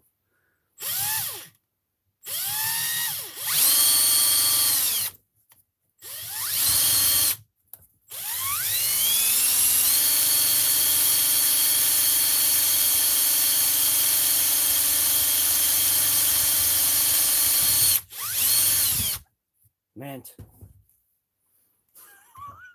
What a hack job, man. I'm telling you. But it's gonna work. It's gonna stinking work. What a hacker. All right. I can't use this screw though because the screw is for something, isn't it? What did I take this off for? Was this screw for something on this? I don't think so. That's got a screw. That's got a screw. That does. What is this screw from? I guess it's from Destiny. All right. Now I need a lock nut.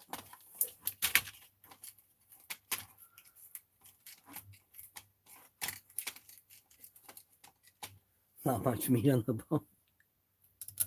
Man guy. Perfect. Now I got to bring this up from the bottom. And screw it.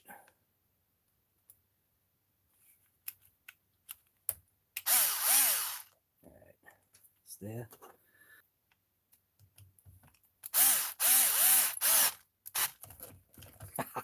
Ah, yeah.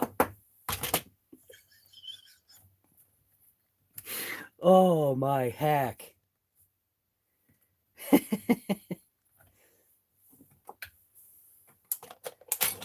call that holy hack. Let's see. What else can I hack up here? All right. So now what I need to do is I want to drill right through here because that was a good section with some meat right there. So if I do a punch right here that has got some good meat on that section, and I'll be able to put another screw through. And that should hold this A-arm together for a couple days. There we go. Here goes nothing.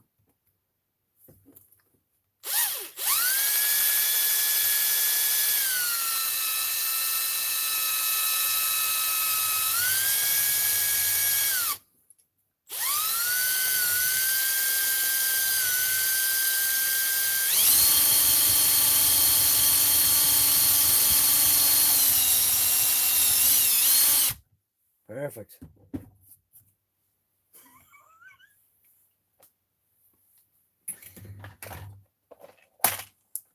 All right.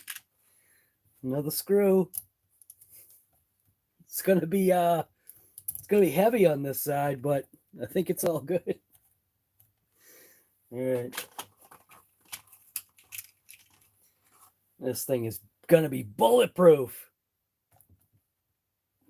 I'm doing all this for nothing. I probably could have ordered just a stinking arm, had it here tomorrow. Oh my goodness.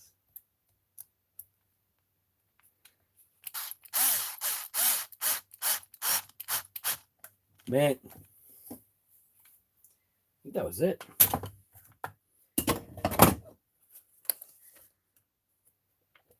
I think I can get that a little tighter.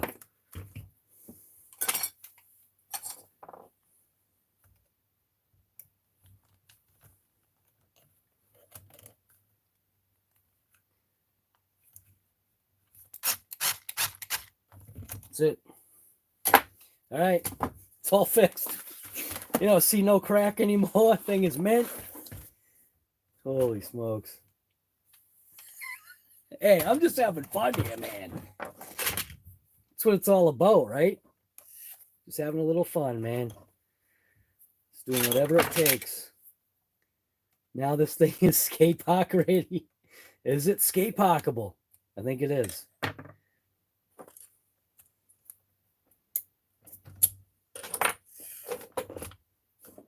We lost some weight right here. We picked it up a little bit right there with some strength. Custom RCGuygarage A-arm or lower control arm protection plates. Coming to a store near you. You gotta laugh, man. If you don't, there's something wrong with you. Watch like the rim be cracked. Motor bearing already be blown out. Man, this thing is ready to rip now. Wow, I can't believe it too. Isn't that crazy, man? I never would have seen that crack. I never would have seen that crack. What is it doing? Yeah. I never would have seen that crack if I didn't flip that camera over the way I did and zoom out or zoom in. Whatever I did. I don't know what I did, but I literally, when I turned, I think it's when I, isn't it when I flipped the camera? So I don't know, whatever. Somehow I would not have seen that crack, man. I definitely wouldn't have seen that crack unless the camera was literally focused in or zoomed in the way it was. That was pretty crazy. So, hey, you gotta sometimes just do whatever to try to get it done. Now, is that going to be a permanent fix? We're going to find out. I'll order parts. Owen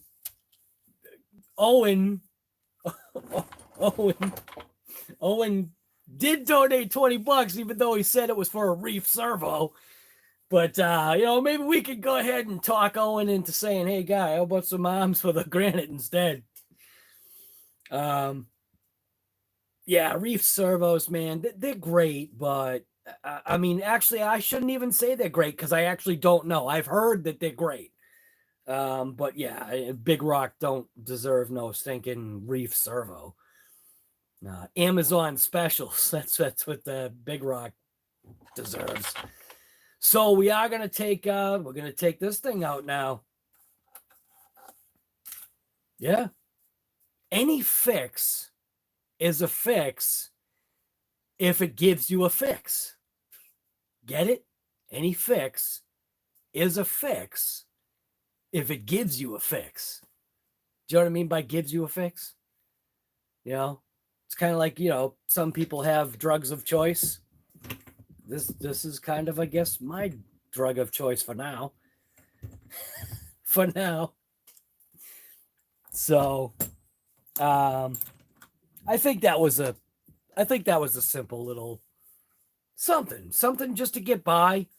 Again, didn't even know that was cracked. There was definitely a lot more going on in this truck than I had thought. Maybe this Granite is not skate parkable. I thought it was. It looks like it's a vehicle that's skate parkable, but considering how mangled or how mistreated, not mangled, because the Big Rock isn't mangled.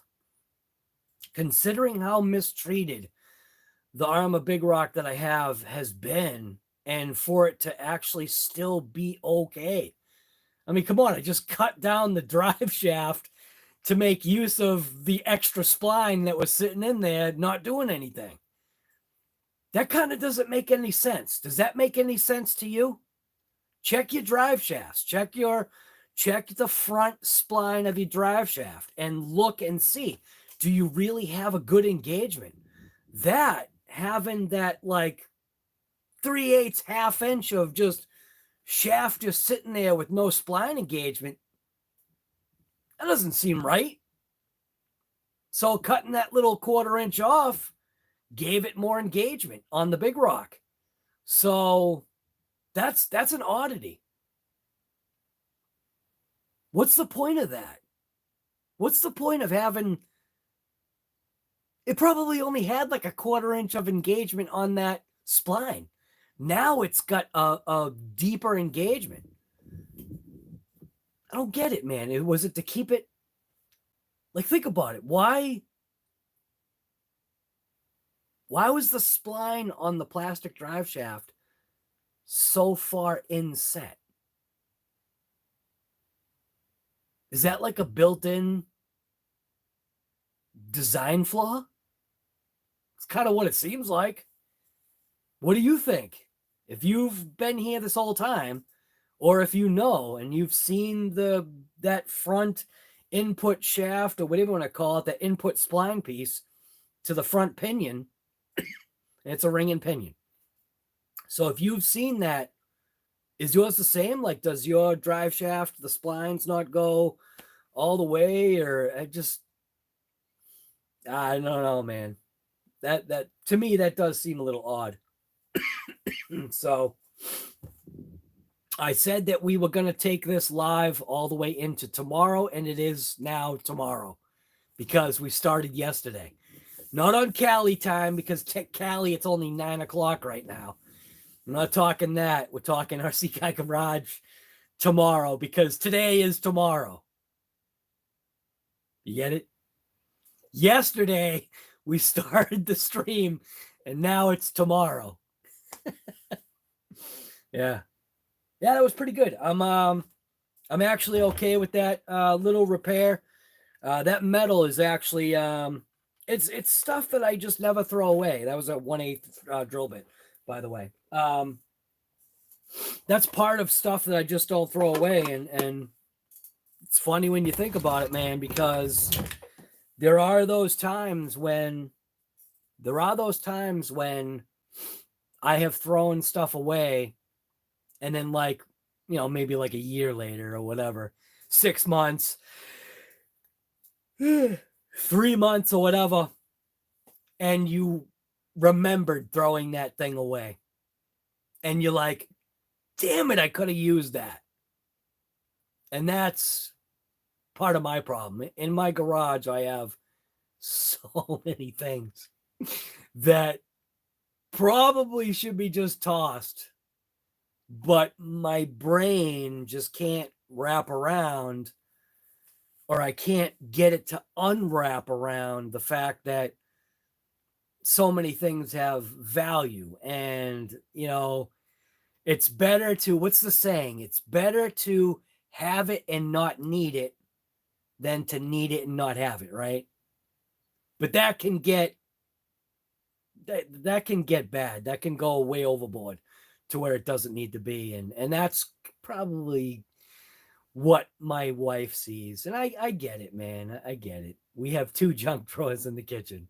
One's a big, good-sized junk drawer where the coffee maker is.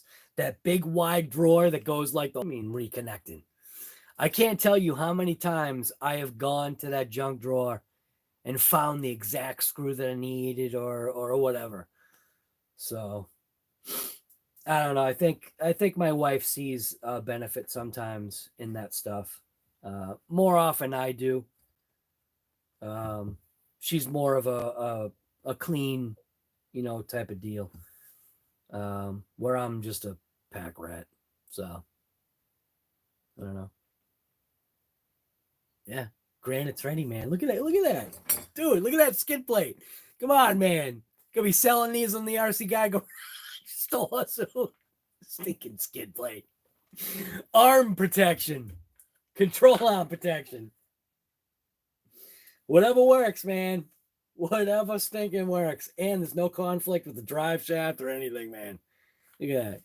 Yeah, it's mint. Don't you want some? Don't you want one for your own, Granite? Get one for your own 3S line. We'll be selling these pieces of metal on the RC Guy Garage website. So anyways, all right. I'm going to end this live so that I can get some sleep or whatever I'm trying to do here. My mind is probably going to be spinning. It's usually what happens. You work on a project and, you try to close your eyes and your mind is thinking like of other ways that you potentially could have, fixed something or whatever. Yeah. Yep. I think I'll cut these up into little 3-inch sections and sell them. Same thing with the copper wire. Come on, man. Everybody needs their own soldering gun tip, right? Made of copper wire, Romex. So, all right. So anyways, if you haven't given a thumbs up, if you haven't given one, see this hammer right there? Smash that. Smash that thumbs up if you hung out for this long, if you haven't already given a thumbs up. Go back and watch all my old videos. Go give all those thumbs ups. Crush the channel, crush the YouTube algorithm. Make it happen. You guys are the ones that get the power. I'm just a puppet here. Just a puppet. So I'm having fun, man. Tell you. Doing this stuff. Again, like I said, I'm just talking to myself, kind of, sort of. Talking to you, but I'm looking at myself. You know what I mean? It's weird. But I know I'm talking to you guys, and that's kind of like the difference. It helps me get through doing stuff like this. It is fun. We've got John Ganter, Hot Hoopty, Flying Dutchman, Riff Raffs RC, Gary Mitchell. We got Up on 254. Up on 254. Did you ever answer? I'm assuming you got a 50-54 Chevy and you like going up on two wheels on it, is my guess. Or that you were born in 54. That could be a possibility too. So, Barry King, we got time left. Let's tear into the Yanko. What, with a flashlight? There's nothing wrong with it. Actually, I do need to change the I gotta change the sending unit in that. It's kind of why that car's sitting there right now.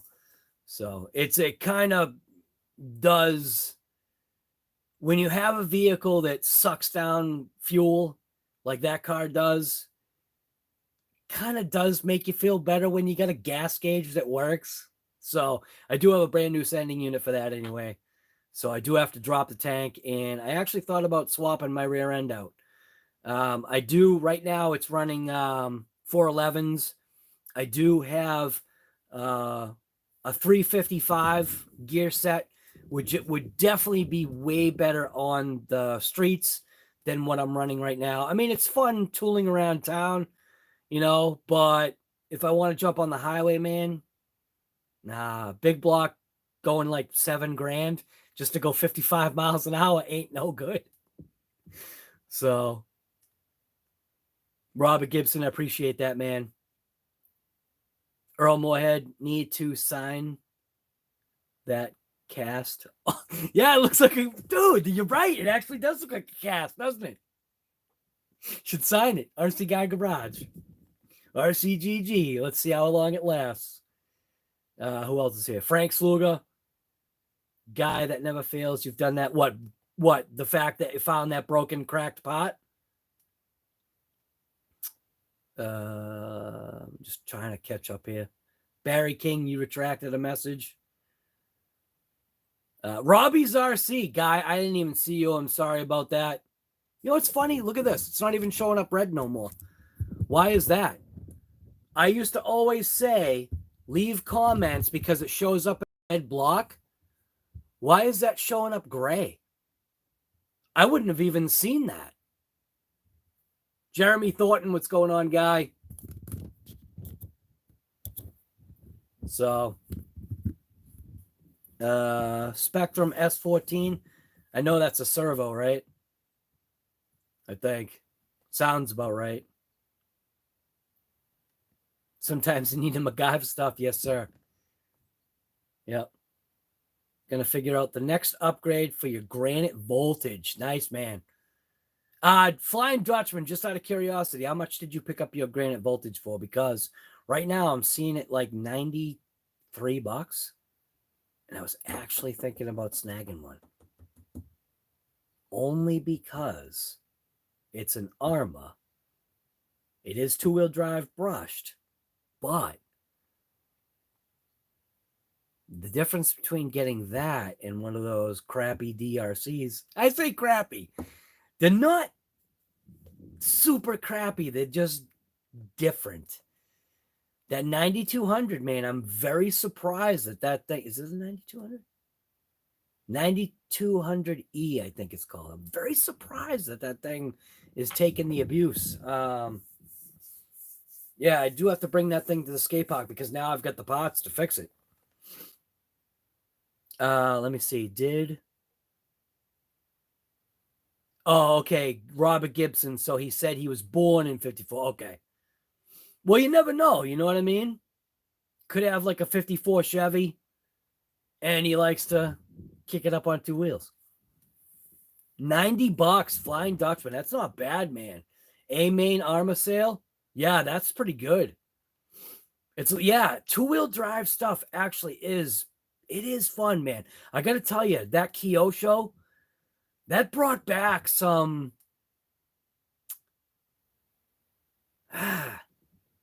like, memories kind of thing. You know what I mean? Like, remembering the steering, the way those drive, like, the sound wasn't familiar, though.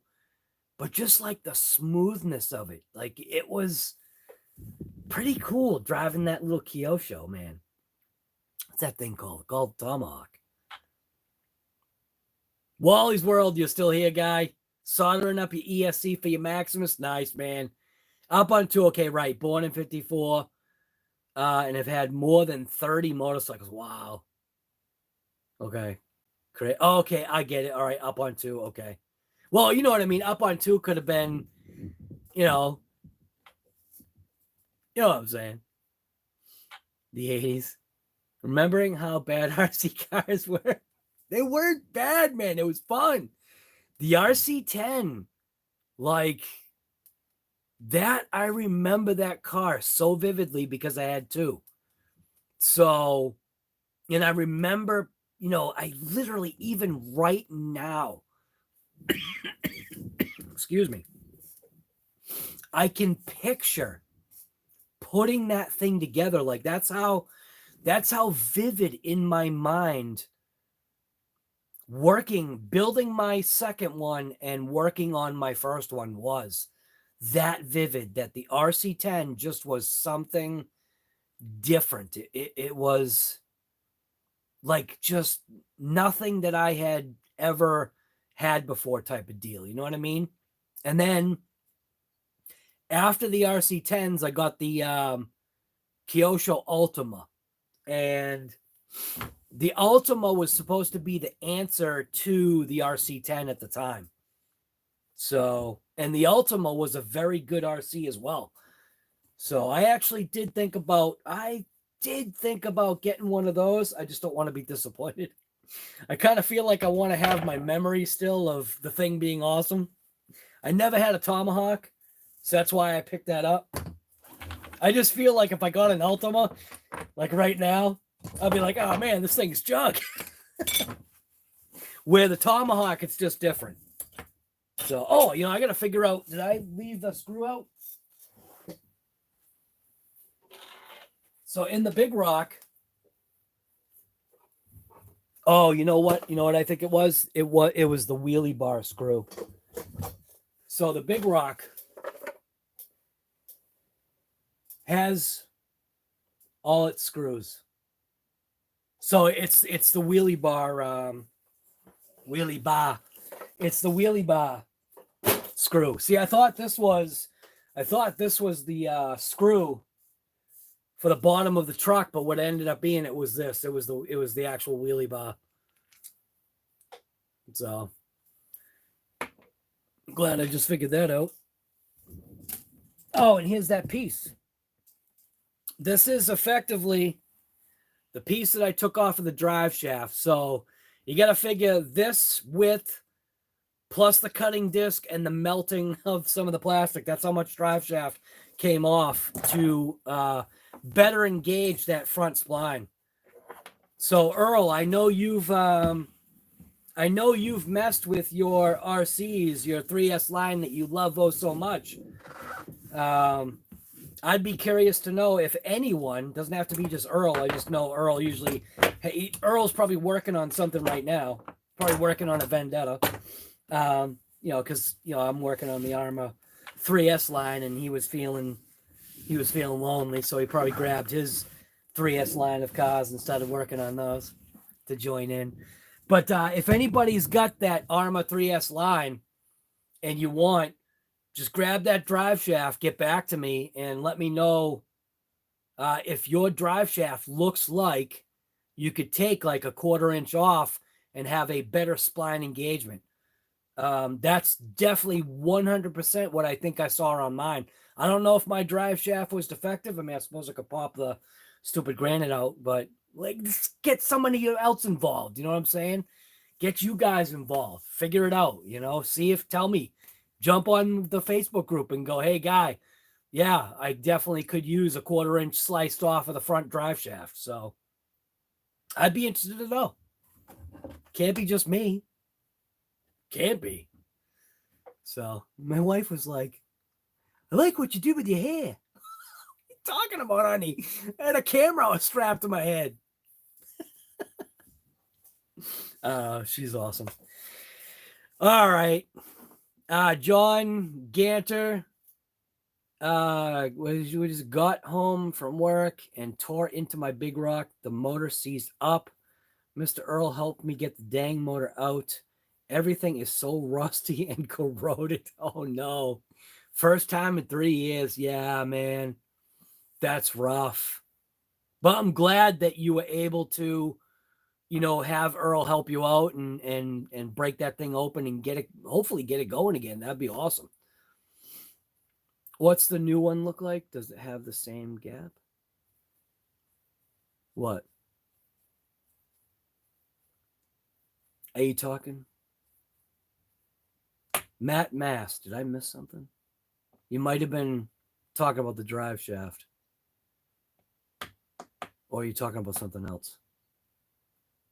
Any thought on putting a wing spoiler on the Big Rock to protect? Yeah, people have done it. I think they put the Kraton. Isn't it the Kraton or the Outcast or something like that? It's got a wing, the 4S. Or maybe they put like a Typhon thing on it or something. It's been done. People have done it. Oh, the hot racing one? What, does the spline go to the end? I would assume it would. Because it's metal. So that's the way it would have been made. Yeah, right to the end. Yeah, both ends right to the end. You can see it there. And you can see it there. So, and on that front spring section. So, now don't forget, if you do get this, you got to get, well, you don't have to, but you should get this bearing too.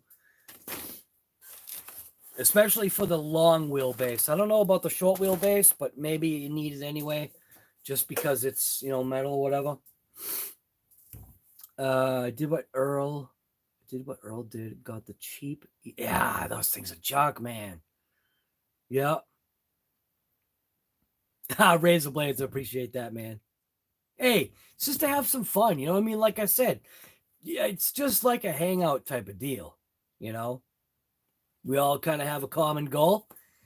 My goal is to get more subscribers.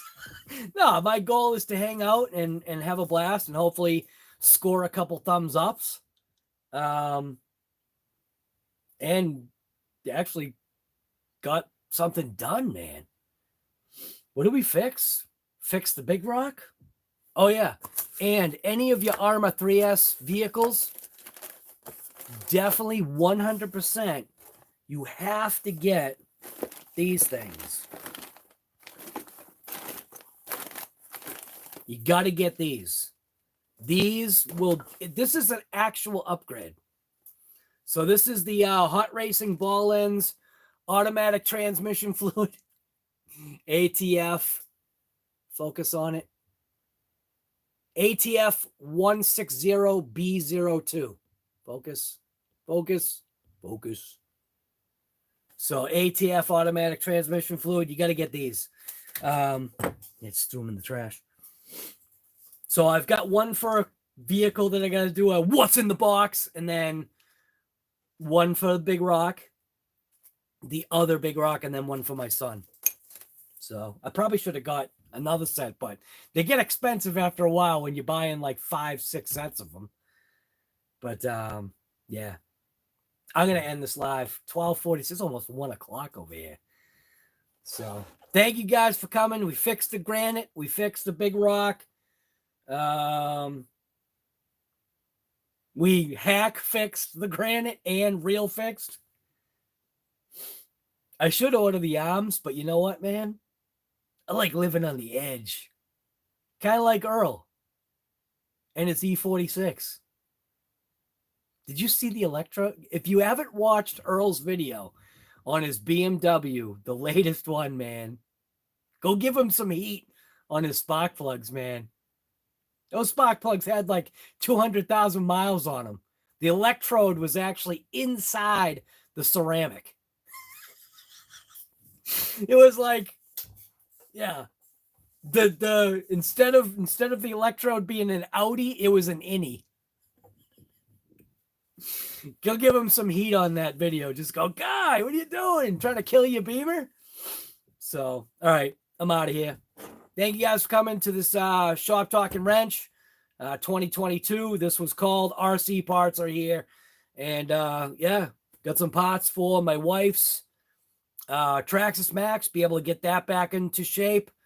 I want her to come to the skate park with that thing. I think she would have a blast, man. Got some shocks, got some parts for the Mad Van. Thank you to a subscriber out there that donated. Owen Rogers, thank you. But thank you to another subscriber out there that donated a couple bucks to the channel to go ahead and get these parts. Got shocks, got drive shafts. What else did I get? Mad Van stuff. So thank you. Thank you. Definitely appreciate you know you are. So anyways, I'm out. And we will see you on the next something. Video or another live, or I'm going to really try and make it to the skate park tomorrow. Yeah. Alexa, what's the weather for today? The current weather is 44 degrees Fahrenheit with mostly cloudy skies. Today's forecast has partly sunny weather with a high of 52 degrees and a low of 39 degrees. All depends upon timing for tomorrow. Here is an answer from an Alexa Answers No. Alexa, no. Alexa, no. No, go home. I'm not Chad, quite sure how to help you with that's that. okay. We're good. You can go to sleep now. Because I'm going to sleep. All right. I'm out. Thank you guys for coming. And we will see you on the next something. Just like I said. Thank you.